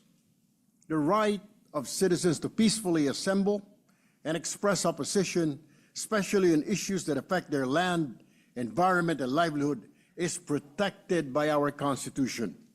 Any use of force against civilians exercising these rights must be subjected to the highest level of scrutiny. Kapag ang mga mamayan ay sumisigaw dahil hindi sila kinonsulta at ang sagot ng Estado ay batuta at puwersa, may malalim tayong problema bilang isang demokrasya. The disregard in the public consultation requirement with the local sanggunian has long-term implications on water system, agricultural land, indigenous communities, and ecological balance. Mining exploration is not a neutral activity. This is precisely why consultation to local government units is not an option. It is mandatory. Mr. President, development tramples on the rights of communities is not development at all. Progress that excludes the people most affected is not progress at all, Mr. President. Mr. President, we must ask the hard questions. Bakit kailangan gumamit ng puwersa laban sa komunidad doon? Sino ang nag-utos ng dispersal? May banta ba talaga sa kapayapaan o may interes lamang na kailangang ipagtanggol? Kaninong kapakanan naman ang mas pinahalagahan? Ang mamayan ba ng Dupax o ang interes ng isang dayuhang kumpanya? Kung totoo na naibigay ang permit ng walang pahintulot o kaalaman ng LGU at walang social acceptability mula sa komunidad, malinaw na may pagkukulang kung hindi man abuso sa proseso. Dahil dito, Ginoong Pangulo, mariin kong hinihiling, mabigyang boses ang ating lokal na pamahalaan, managot at magpaliwanag ang DENR, lalong-lalo na si Secretary Rafael Lutilla, kung paano pinayagan ng proyektong ito. Ilatag ng Mines and Geosciences Bureau ang lahat ng dokumento, konsultasyon at komunikasyon kaugnay ng nasabing permit. At na magbigay linaw ang PNP kung bakit pinalakas ng Estado ang kamay nito laban sa sarili nitong mamayan. I strongly urge that this issue be subjected to a full Senate investigation in aid of legislation upang tiyakin, Ginoong Pangulo, na hindi na muling maulit ang pagbaliwala sa mga LGU. Hindi nagiging instrumento ng pang-aabuso ang mining permits. At panghuli, hindi ginagamit ng kapulisan para patahimikin ang mga lehitimong hinaing ng mamayan. Mr. President, the people of Dupax are not asking for special treatment. They are simply asking for what the law already guarantees them, a voice in decisions that will shape their future. Let us not fail them. Thank you, Mr. President. Before you refer the speech to any committee, may we ask what is the name of the mining company?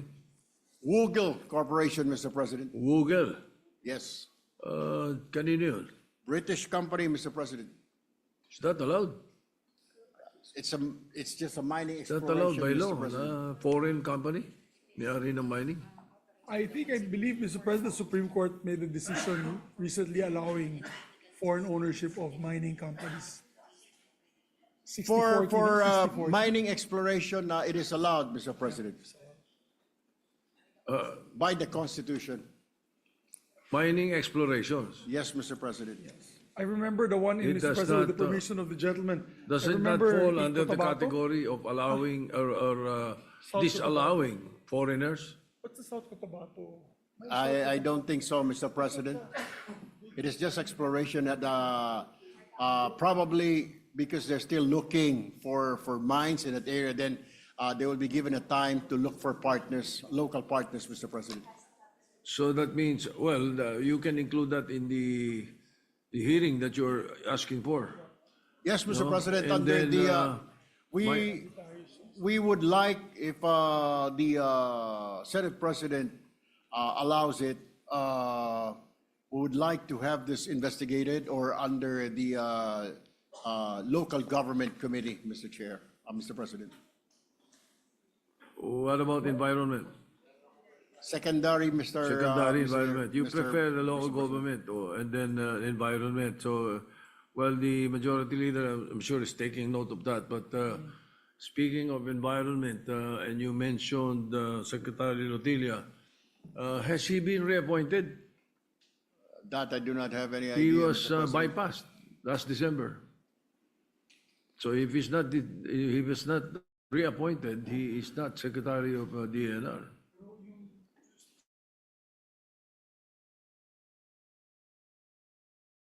It should be a joint committee, Mr. President, because the issue primarily concerns the enforcement of Section 26 and 27 of the Local Government Code, mandating public consultation and prior approval by the Sanggunian on any project or programs that affects the ecological balance. Therefore, Mr. President, the issue directly falls to the Committee of the Local Government. Then secondary, the environment, Mr. Chair, Mr. President. All right, thank you. Majority Mr. Leader. President, we can make considerations as long as we always, that's why the motion is with the permission of the body. Yeah. With the permission of the body, technically, you can amend that an amendment of the rules to allow the local government committee, particularly in this case, to take the lead in the investigation of this matter. But before I do that, we have two other colleagues, Mr. President, who would like to just give their quick manifestation of support. Ladies first, our Deputy Majority Floor Leader, Senator Risa Ontiveros. Senator Risa Ontiveros, the Deputy Majority Leader, is recognized. Salamat po, Mr. President. Just two points of information in support of the privileged speech sa good gentleman mula sa Palawan, and then just a quick manifestation. Sa constitutional framework po natin, meron pong 60-40 rule na nagsasaad na ang mining agreements tulad ng mga Mineral Production Sharing Agreements o MPSA ay limitado sa mga mamamayang Pilipino o mga korporasyon na may at least 60% Filipino ownership. So isang issue po yan kaugnay ng Woggle Corporation na tinalakay ng good gentleman at itinanong ng good Senate President. Pangalawa po, Mr. President, may draft resolution din po itong representasyon na ifa-file na po namin kaugnay din sa paksa ng privileged speech ng good gentleman. The sangguniang barangays of the affected barangays, Bitnong, Inaban, Munguya, and Oyao, the sangguniang bayan of the municipality of Dupax del Norte, and the sangguniang panlalawigan of Nueva Vizcaya have issued resolutions opposing the exploration activities and calling for the revocation of the exploration permit for violation of procedural and environmental requirements. Kung kaya't in closing, Mr. President, nais ko pong buong loob na suportahan ang privileged speech ng good gentleman mula sa Palawan at ang pagnanais nilang magkaroon ng investigasyon dito. Ganon din ang diwa ng aking ihahain na resolusyon sa lahat ng mga dahilan na sinabi na ng good gentleman. At idagdag ko na lamang po, alang-alang din sa legasiya no, ni Manong Kaloy Padilla ng Nueva Vizcaya na sinuportahan ang laban ng kanyang mga kababayan sa Nueva Vizcaya. Kasama na po dito sa mga barangay ng Dupax del Norte na tinalakay sa privileged speech at tinatalakay din po sa aking resolution. Salamat po sa good gentleman at salamat, Mr. President. Maraming salamat po, Senadora Risa. On your first point, Madam, I do agree. We do agree. All the more that we have to investigate this matter. Kasi we have to confirm if it is FTAA, the Financial Technical Assistance Agreement, then it may be entered into by a foreign company. But thank you very much. We do agree. And thank you for that manifestation, Madam Senator. Mr. President, may recognize Senator Robin Padilla. Senator Robin Padilla is recognized. Maraming salamat po, Ginoong Pangulo at sa ating pinunong mayorya. Ako po ay buong puso't kaluluwa, buong kaisipan na sumusuporta po sa talumpati ng boses ng masa, Senator Erwin Tulfo. Sapagkat katulad po ng nabanggit ni Senator Risa Ontiveros, ito pong lugar na ito ay pinamunuan at pinaglaban po ng aking amain, ang dating Governor Carlos Padilla. Ang amin pong pinagmulan ay iisa. At ito po ay ipinangako ko sa kanya na itutuloy natin ang laban dyan. At yan po ay hanggang sa kamatayan niya, hindi po niya pinabayaan ang Nueva Vizcaya. Ang kalikasan po niyan, ang kanyang ipinaglaban noon pa, bata pa siya. Yan na po ang kanyang lugar, Dupax. Kaya po, meron po akong video na gusto pong ipakita sapagkat pinuntahan ko na po ito. Dahil ang apektado po dito ay mga katutubo din. Yung mga katutubo po dito ay magmula sa kabundukan ng Cordillera kung saan pinamugaran po ng mga mining, sila po ay napalayas na ron. Hanggang sila po ay napunta na sa Nueva Vizcaya. Ibig sabihin, magmula nung pinalayas sila sa Cordillera, bumaba ng Nueva Vizcaya, eto na naman po ang mga minahan. Nandyan na naman po ang pangil at kuko ng mga minahan na nagtatago sa mukha ng mga dayuhan pero ang nasa likod ay mga multicultural na Pilipino. Yan pong video na yan, kuha po yan ng drone namin kung saan yan po ay sa Dupax. At ilang barangay po dyan ang maapektuhan ng tinatawag nating exploration daw ng mga dayuhan. Ito pong ginawa nating investigasyon, nalaman po natin, Ginoong Pangulo, na ang taong bayan, maliwanag naman po, no, na dapat konsultahin yung mga barangay. Dapat tanungin yung mga tao dun kung sila po ay maapektuhan ba o payag ba sila na magkaroon ng exploration doon. Alam niyo po, Ginoong Pangulo, nagkaroon po dito muli ng pangloloko. Sapagkat yung mga tao,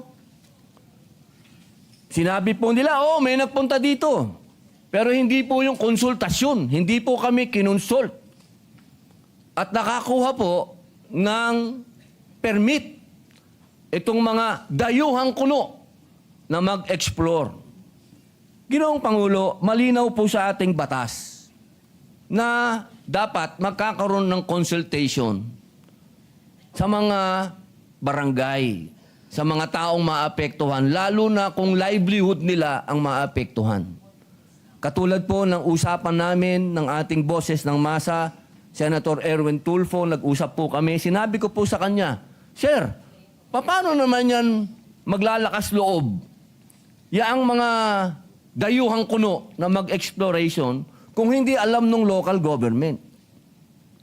Imposible na papasok yan dyan nang hindi alam ng local government. Hindi yan, napaka-imposible na yung sanggunian, ngayon lang sila magrereklamo kung kailan nakapasok na. Kaya sana po, katulad kanina, sinabi ko po sa ating ginoong boses ng masa, sana po iimbestigahan niyo po ito. Dahil sa akin pong pag-iimbestiga, talagang nagkaroon po dito ng matatawag natin na turuan. Turuan, pero habang nagtuturuan, continuous yung exploration doon. Continuous yung ginagawa ng dayuhan kuno na minahan. Hindi ko lang po mapangalanan kung sino talaga may-ari nito. Pero alam ko po, darating ang panahon. Papangalanan ko dahil alam ko kung sino ka. Nakatago ka lang. Nakatago ka lang sa pangalang ito dahil malakas ka pa ngayon. Pero darating ang panahon, mahuhubaran ka rin ng maskara. Pero sa totoo lang po, mga mahal kong kababayan, ito pong patuloy na pagsasamantala sa ating mga katutubo, wala na po silang mapuntahan. Magmumula sa isang lugar, tatakbo sa isang lugar, pagdating sa lugar noon, eto na naman ang mga minero. Sana po dumating ang panahon na ang totoong makikinabang. Kasi hindi naman, alam nyo, wala naman taong kukontra kung ang makikinabang dyan, yung mga taong nandyan. Ang nangyayari, yung mga taong nandyan, palalayasin ang makikinabang, yung mga multicultural na mayaman na, gusto pang maging mayaman. Kaya po muli, maraming salamat po, Senador Erwin Tulfo, sa pagbubukas po ng topic na ito. Senator Risa Hontiveros, kayo po, Kayo po ang inaasahan namin na huwag po itong matakpan at muli po itong buksan ng buksan sapagkat patuloy po ang pangyayaring ito sa ating mga katutubo. Patuloy po ang pag-aabuso sa kanila. Hindi po ito tumitigil. Patuloy, laging na lang. Alam niyo po, ang kalikasan parang babae ito kasi eh. Ang babae hindi dapat pinagsasamantalahan, hindi pinangungunahan. Kaya nga yan, inang kalikasan eh. Dapat po laging maging maayos ang usapan, walang pinalalayas. Maraming salamat po, Ginoong Pangulo. Maraming salamat po, Senator Robin. At nabanggit nga po ng mga kababayan natin doon na kayo po ay nakapasyal din ho doon. At tulad po ng inyong ama, ay kayo po inaasahan nila na matulungan sila. Mabanggit ko lamang po, Ginoong Pangulo, na ang Dupax del Norte, Nueva Vizcaya ay nasa paanan po ng Sierra Madre Range na bahagi po ng aking advokasya na protektahan po ang naturang lugar at tayo po ay nagpasana ng isang bill para mapangalagaan yung Sierra Madre na yan, Mr. President. Thank you, Mr. President. Majority Leader. Mr. President, I move that we refer the speech of our distinguished colleague to the Committee on Local Government as the primary committee and the Committee on Natural Resources as secondary committee. You want to say anything? Yeah. Before you act on the referral, Mr. President, I would like to recognize Senator Lauren Legarda, Mr. President. Senator Lauren Legarda is recognized. I'm sorry, I told the majority leader, I told the sponsor that I wanted to give my comments about this because I was just in Nueva Vizcaya a few months ago and Ruth Padilla, the wife of the late Governor Padilla, I think a relative of our colleague, Senator Robin Padilla, Mrs. Ruth has been telling me about the opposition of the locals on the exploration happening here. Just to put on record, Mr. President, I believe that the primary protected area across Dupax del Norte and Dupax del Sur is the Caseknan Protected Landscape, which was officially designated under the Expanded National Integrated Protected Area System, or INIPAS, in 2018. If I'm not mistaken, I was a principal author of this measure, and Senator Cynthia Villar was the sponsor. I would like to know whether the good sponsor, Senator Erwin Tulfo, would like to confirm, aside from the area being part of the Sierra Madre Mountains, if the Caseknan Protected Landscape, which is a protected area, is part of this Dupax del Norte and Dupax del Sur area? Because that is the information I have, Mr. President. I believe so, Mr. President, but I still have to be sure. I have to check our records and I have to confer with the local government, particularly the provincial governor of the province, Mr. President. Yes, I just wanted to put that on record. The exploration site also sits near, aside from the Caseknan Protected Landscape, and also in the Dupax Watershed Forest Reserve. And the locals, the protesters, have been reporting illegal tree cutting, the muddying of rivers due to the road construction for drilling equipment. I know for a fact, and I would like to ask a sponsor, whether the local indigenous groups in the Diocese of Bayongbong have also asserted that this area is indeed ancestral land and a vital watershed for the local indigenous peoples, as mentioned by our colleague Senator Padilla. Mr. President, some of those who were in the protesting this are members of the indigenous group who were there, who were also dispersed by police authorities. And most of them are farmers and residents of the area. Ang kailang reklamo, Mr. President, ay ang patuloy daw po na exploration at wala pong pagsangguni sa kanila. At nararamdaman na po nila na may mga violations. There are violations. Tama po kayo. Yung pagputol po ng mga kahoy, drilling na nagiging putik yung kanilang mga ilog, Mr. President. So pangamba nila na pag nagtuloy pa po ito, baka mas malala pa, mas marami pang punong kahoy ang mapuputol at mas marami pang mga kababayan na maapektuhan. Hindi lang ang mga indigenous, kundi pati ang buong komunidad ng Dupax at hindi lang po sa Del Norte, kundi sa iba pang mga lugar. Thank you, Mr. President. Since this is simply exploration, it still needs a permit. May I know whether it was part of your speech on the role of the DNR, whether the DNR actually allowed the permits to be granted for exploration, and how could the DNR grant this despite vocal local opposition to this? How is it possible? Maski ayaw ng mga lokal, ay nabigyan ba ho? Opo, Mr. President, that's the reason why we want it. We're filing this motion para po maimbestigahan ng ating local government committee on local government. Kasama po ang environment, committee on environment, dahil ang inamin naman po na Mines and Geosciences Bureau, nabigyan po nila ng permit nang wala namang, at sabi po ng LGU, ng sangguniang panlunsod ng Dupax del Norte, ay wala silang ikang approval, maging ang mga barangay areas na kung saan nagsasagawa ngayon ng exploration, they were not consulted too. So several barangays, including the sangguniang bayan of Dupax del Norte. I'm confused, Mr. President, because the Mines and Geosciences Bureau, per your speech, confirmed giving them an exploration permit. But I am told that the Sangguniang Bayan, the municipal council, issued the resolution condemning the exploration activities. So how can a national government body and the AMB of the DNR issue a permit when even the own SB of this town in Nueva Vizcaya is aligned with the protesters?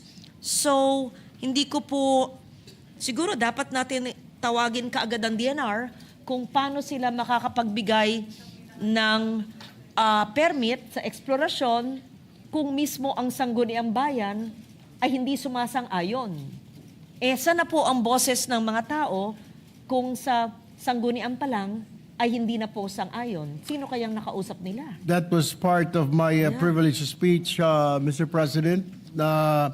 The people were not consulted, particularly the local government unit of the Dupax del Norte municipality. Last August 26, 2025, the Sangguniang Bayan of Dupax del Norte, Mr. President, issued Resolution Number 109, Series 2025, calling for the immediate investigation and possible cancellation of the exploration permit. Ang ibig pong sabihin, Ginoong Pangulo, nabigyan po ng MGB ng exploration permit ang naturang foreign company na binabanggit din po ni Senator Padilla, na sinasabi raw po hindi niya rin alam kung saan nakakuha ng exploration permit o paano nabigyan. Kaya nga po ang sinasabi po, at ang mayor na po ay lumapit sa aking tanggapan dahil hindi raw po sila napapansin. Gusto po nila na makialam po ang Senado para hindi na po itong maulit pang muli. Allegedly, a certificate of public consultation was issued by the local government. However, this was denied, Mr. President, by the Sanggunian. Nakipag-meeting lang po sila but they did not grant the request. Thank you for that. It's possible also, ito kaya'y nabigay ng matagal ng panahon, iba na ang Sanggunian noon at ang LGU head, ang mayor, at hindi pumayag noon or pumayag noon at hindi pumapayag ngayon. Kaya importante po natin malaman sa MGB kung paano ba ito. Kasi every 3 years, nagpapalit naman yan eh. Tama Pero po. saan na makakapunta ang mga katutubo, ang mga magsasaka, ang mga taong bayan na walang koneksyon sa politika? Sino na ang makakapagsalita para sa kanila kung nagiging putik ang mga ilog, kung nagiging butas-butas na sungka ang mga bundok at guguho na lang ang mga bundok dahil inuuka ng mga makapangyarihan o dayuhan na wala naman permiso sa mga nakatira doon.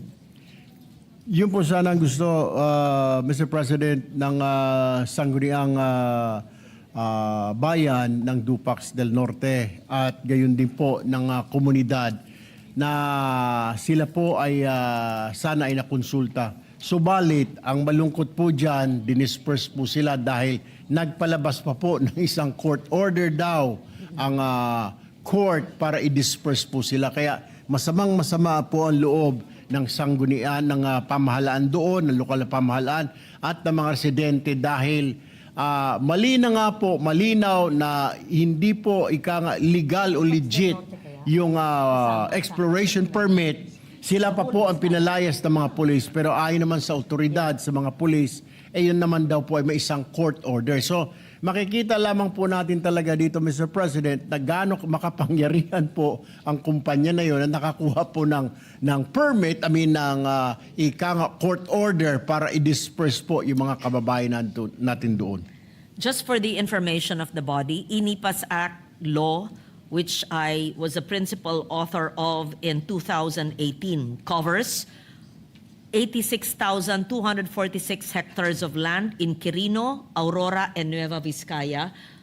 I'm not saying that this specific area is part of it. I'm having it checked. But even if it is not, yan ay, how do you say it, parang valley, di ba? Ang Vizcaya. At saka nandyan ang watershed areas. If I'm not mistaken, Mr. President, bahagi po yan ng sa paanan po ng Sierra Madre Ranges, Mr. President. Thank you for that. I would like to join you in this investigation as well and many other areas. Sa dami-dami naman ng yamang lupa, doon na sila sa pumapayag na local governments na walang katutubo at hindi naman nawawasak ang kabuhayan ng mga lokal na komunidad. Maraming salamat. Thank you, Mr. President. Thank you, Mr. President. Thank you, Mr. President.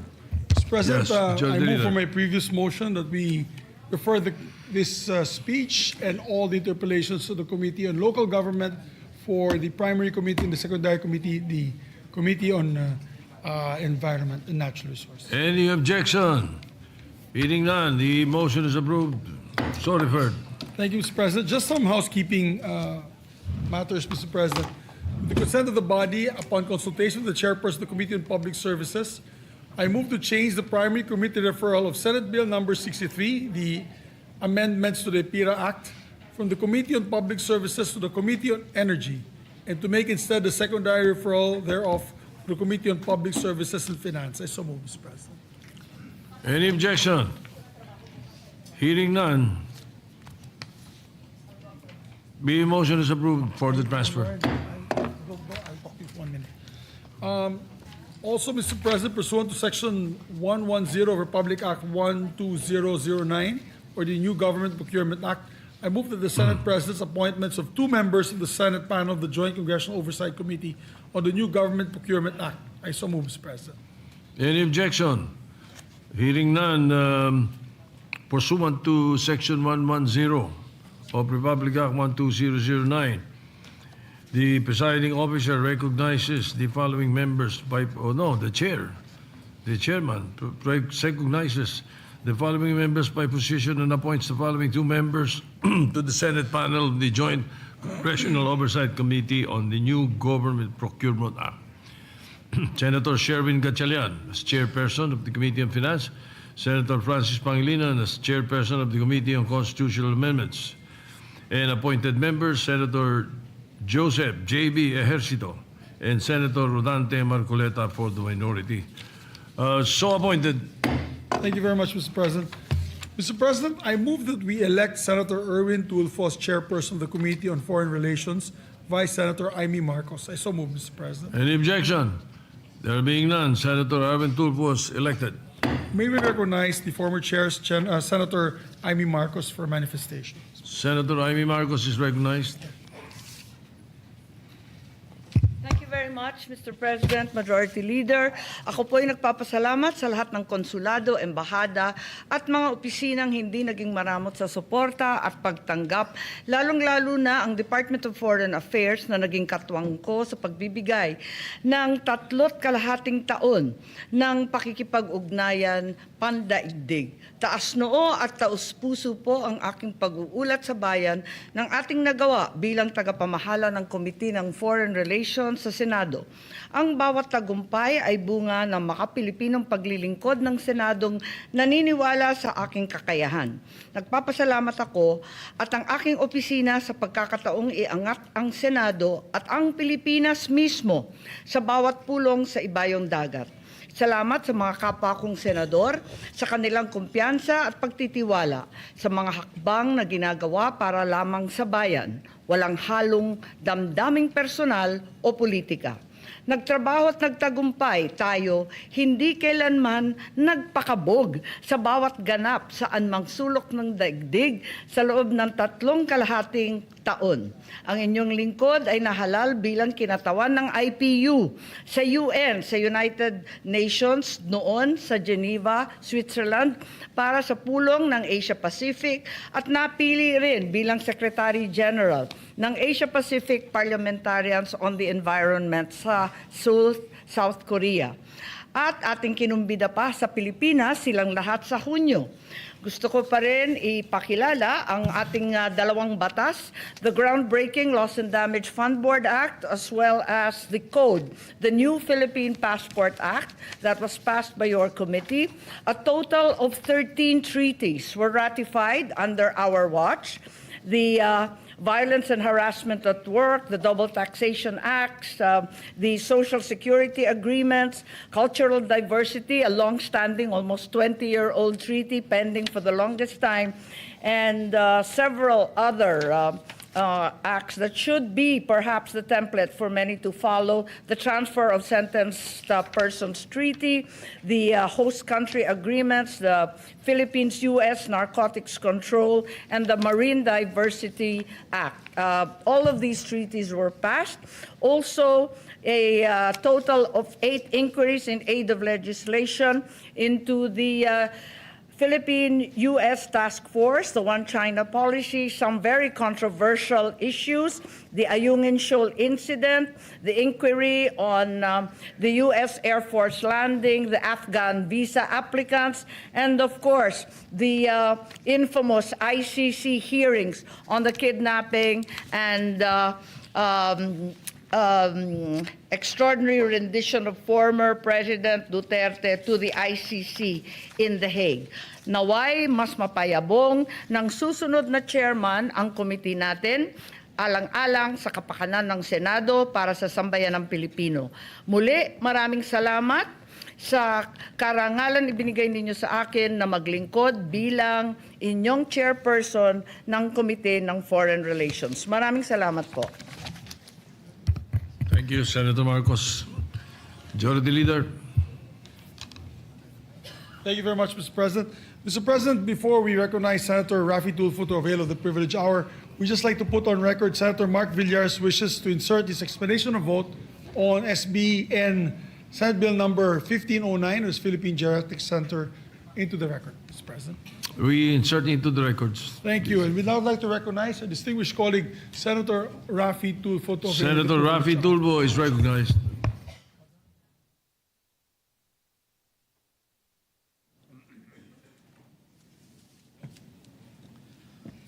Thank you, Mr. President. Distinguished colleagues, I speak before you today on a matter of personal and collective privilege. Water is essential to man. The human body is approximately 50 to 70% water.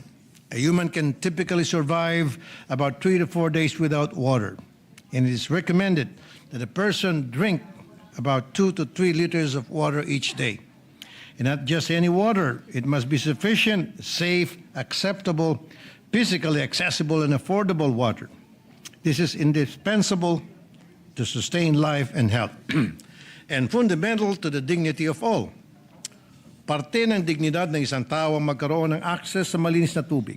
Nalulungkot po ako na ang napagkakitaan na pagkakaitan ng dignidad na ito ay ang ating mga kabataan. Mr. President, in 2024, isang grupo po ng magulang at estudyante mula sa isang public school sa Dasmariñas, Cavite ang lumapit sa akin dahil sa kawalan ng tubig sa kanilang paaralan at dahil sa kalunos-lunos na lagay ng kanilang palikuran, meaning yung kanila pong CR. Water taps often run dry and cannot reach higher floors, while the toilets are dirty, broken, and unusable. Kaya naman nagtitiis na lang sa uhaw at pag-ihi at pagdumi ang mga estudyante. Ayon sa mga nagreklamo, ginagawa na lamang ng paraan ng PTA or Parents Teachers Association ang problema sa pamagitan ng pag-ambag-ambag upang mapagawa ang lumang motor pump. Nang inilapit po nila ito sa amin, nag-abot ng tulong ang DPWH sa paglagay ng rainwater harvesting system at nakausap din ng paralan ng LGU. Nagawa ng paraan ang CR at ito ay nasiayos naman. Pero nung nangumusta kami kamakailan, napag-alaman na namin na ang CR ay muling di nagagamit. Ang mga bata ay muling napipilitang gumamit ng CR sa ground floor. Walang tunay na aksyon para sa permanenteng solusyon. As chairperson of the Committee on Public Service, I'm bombarded with complaints on water utilities. During the past few months, I have been talking with communities, local water districts, and LGUs, and it is clear that we are still far from providing adequate water service for our people. Mapalad po tayo dito kung kailangan natin uminom ng tubig, may filtered water, may bottled water, at siyempre, kahit papaano ay may malinis din na tap water. Pero para sa ilan nating mga kababayan, the availability of water is a guessing game. Para sa marami nating mga mag-aaral sa public school, ang kawalan ng tubig ay realidad na nakasanayan nila. Di tulad natin dito, ang ating mga estudyante ay walang malinis na tubig na naiinom. Kung may tubig man na dumadaloy sa gripo, hindi ito ligtas na inumin. Kailangan magdala sila ng sariling tubig. At pag naubos ito, tiis na lang o kailangan nilang bumili. Sa ibang paaralan, may vendo dispenser na piso-piso o 5 piso. Sino kayang kumikita dito? Pero meron din namang mababait na mga guro na bumibili ng blue container ng water para sa kanilang klase para sa mga batang nakalimot magdala ng tubig. Malaking problema din nila ang poor sanitary facilities dahil walang tubig, madalas na madumi, mabaho at mapanghi ang mga CR. Madaming nagsabi na walang tagalinis sa mga CR. Minsan umasa na lang ang paaralan sa mga parent volunteers para malinis ang mga CR. Meron naman talagang walang gumagana na CR, kaya ang estudyante ay nakiki-CR na lang sa ibang building o minsan sa ibang paaralan.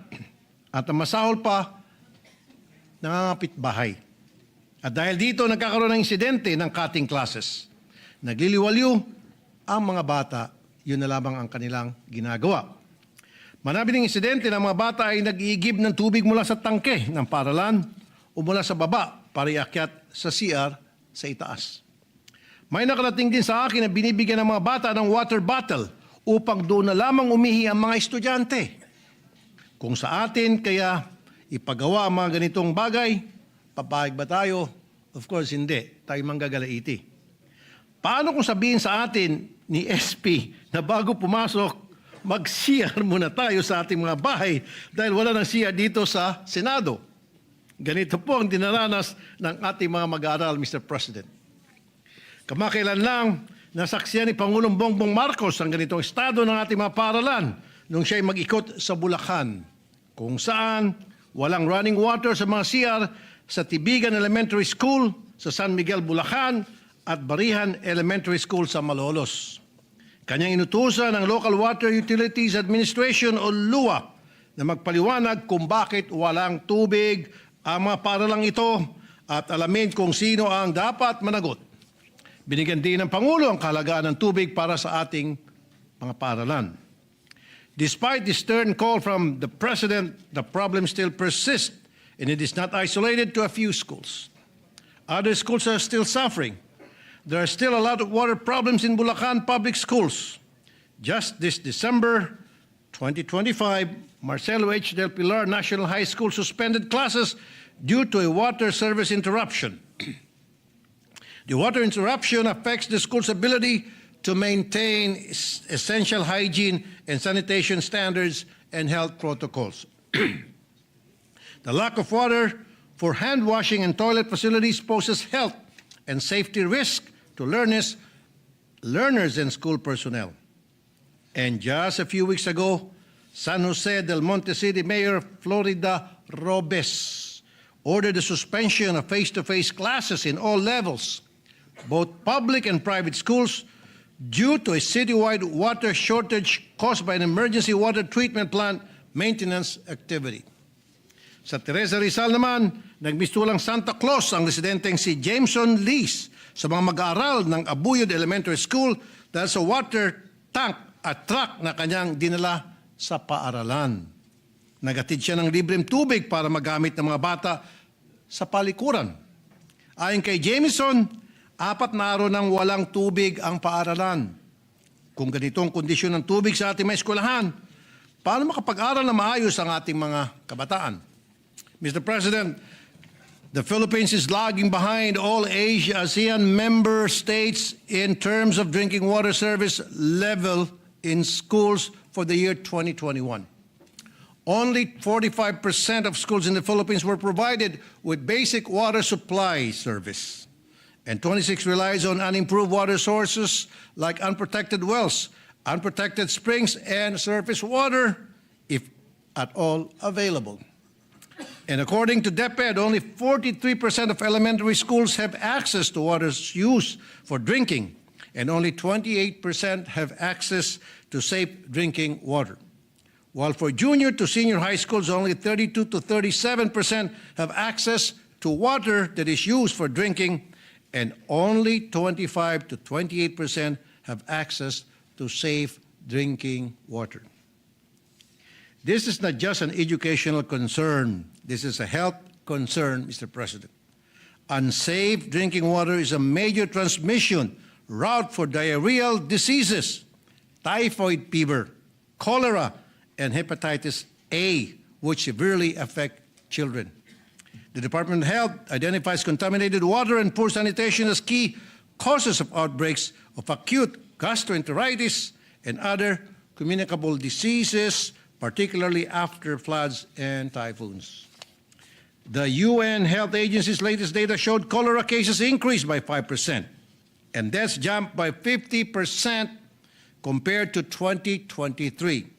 Unfortunately, the inadequacy of water and sanitation facilities in the Philippines is highlighted by the prevalence of cholera. Latest data from the Department of Health showed that 773 cholera cases have been recorded this year in different parts of the country as of March 2024. Since 2023 until March 2024, the DOH recorded 3,756 cholera cases with 19 deaths. Meanwhile, diarrhea continues to be a leading cause of illness and hospitalization nationwide, despite Philippine economic growth and ongoing development initiatives. A joint study by the Philippine Institute for Development Studies and the United Nations Children's Fund, Philippines identified the lack of access to clean water, proper sanitation, and hygiene is the root cause of this preventable health issue, particularly in impoverished and underserved communities. I'm glad to know that under EDCOM, this concern is not left unnoticed. Priority Area 8 on school infrastructure addressed the unsafe and inadequate school infrastructure in general and mentioned lack of toilets, wash facilities, and basic utilities as part of minimum service gaps. I fully support its recommendation to integrate water, sanitation, and energy resilience features in our school designs. I hope that WASH in schools or WINS will continue. Sinimulan po ito ng pandemic, which provided minimum standard for facilities. Pero nagtawag kami sa ilang paaralan at sabi nila, hindi na nila ito na-implement. So ibig sabihin, ningas kugun naman po ang nangyari dito. What I cannot understand, Mr. President, is how different our policies and programs are from the actual status in our schools. For one, we have 500 million pesos budget for DepEd, which will cover health facilities for the construction, replacement, repair, rehabilitation of water systems, hand washing facilities, toilet facilities, and health and sanitation related facilities of the school. But data from the Department of Education revealed that 3,628 schools lack regular water sources, while over 8,000 rely on rainwater. Only 61% of schools nationwide have access to clean water. With the recommendations from EDCOM in mind, the Committee on Public Service will begin hearing the bills on the Department of Water, which would improve the monitoring of water services and make implementation of water laws centralized and efficient. Hopefully, issues with DPWH and NIA projects that's supposed to improve water services will also be addressed. Clearer policies for the grant of water permits or for allowing joint venture agreements with water district will be established. We will have a Department of Water that is for the people. Mr. President, in closing, according to the 1987 Constitution, all waters and other natural resources are owned by the state. It is our responsibility to make sure that access to water belongs to all. Hindi pwedeng overflowing ang tubig para sa ilan, pero putik ang dumandaloy o kawalan ng tubig para sa iba. With this, I ask for the support of my colleagues. Thank you, Mr. President. Majority Leader. Mr. President, Senator Erwin Tulfo is seeking the floor. I move that he be recognized. Senator Erwin Tulfo is recognized. Thank you, Mr. President. I would just like to manifest my support for this manifestation or for the privileged speech of Senator Raffy Tulfo. Mr. President, totoo po yung sinasabi, talagang kulang po ang mga, marami pong paaralan tayo, lalo na po sa mga lalawigan, ang wala pong tubig. Ganon din po sa Metro Manila. May mga ilang magulang na po ang ilang beses na lumapit po din sa aking tanggapan at nirereklamo na pag-uwi ng kanilang anak, lalaki man o babae, may mga UTI. Dahil nga po wala pong access sa iniinom tubig. Kadalasan po soft drinks na lang. Yung mga may pera po nakakapagbili ng tubig. Yung mga may pera nakakabili po ng bottled water o yung mga water container. Pero paano na lamang po yung mga nasa public schools na talagang wala pong pambili. So they just rely doon sa tubig sa eskwelahan na kuminsan ay marumi pa. Mr. President, the access to water and sanitation is a basic human right. It is recognized by the United Nations as a fundamental to everyone's health, dignity, and prosperity. Therefore, Mr. President, I fully support Senator Raffy in the call to afford this right to every Filipino. Maraming salamat, Mr. President. Majority Leader. Likewise, Mr. President, this representation supports the bill of Senator Tulfo of the creation of the project water management, Department of Water Management. It's about time, Mr. President. With that, Mr. President, I refer the privileged speech of Senator Raffy Tulfo to the Committee on Public Services. Any objection? Hearing none, the speech and the continuing manifestation of our members are referred to the Committee on Public Services. With that, Mr. President, I move that we adjourn the session until 3 o'clock in the afternoon of Tuesday, February 3, 2026. Any objection?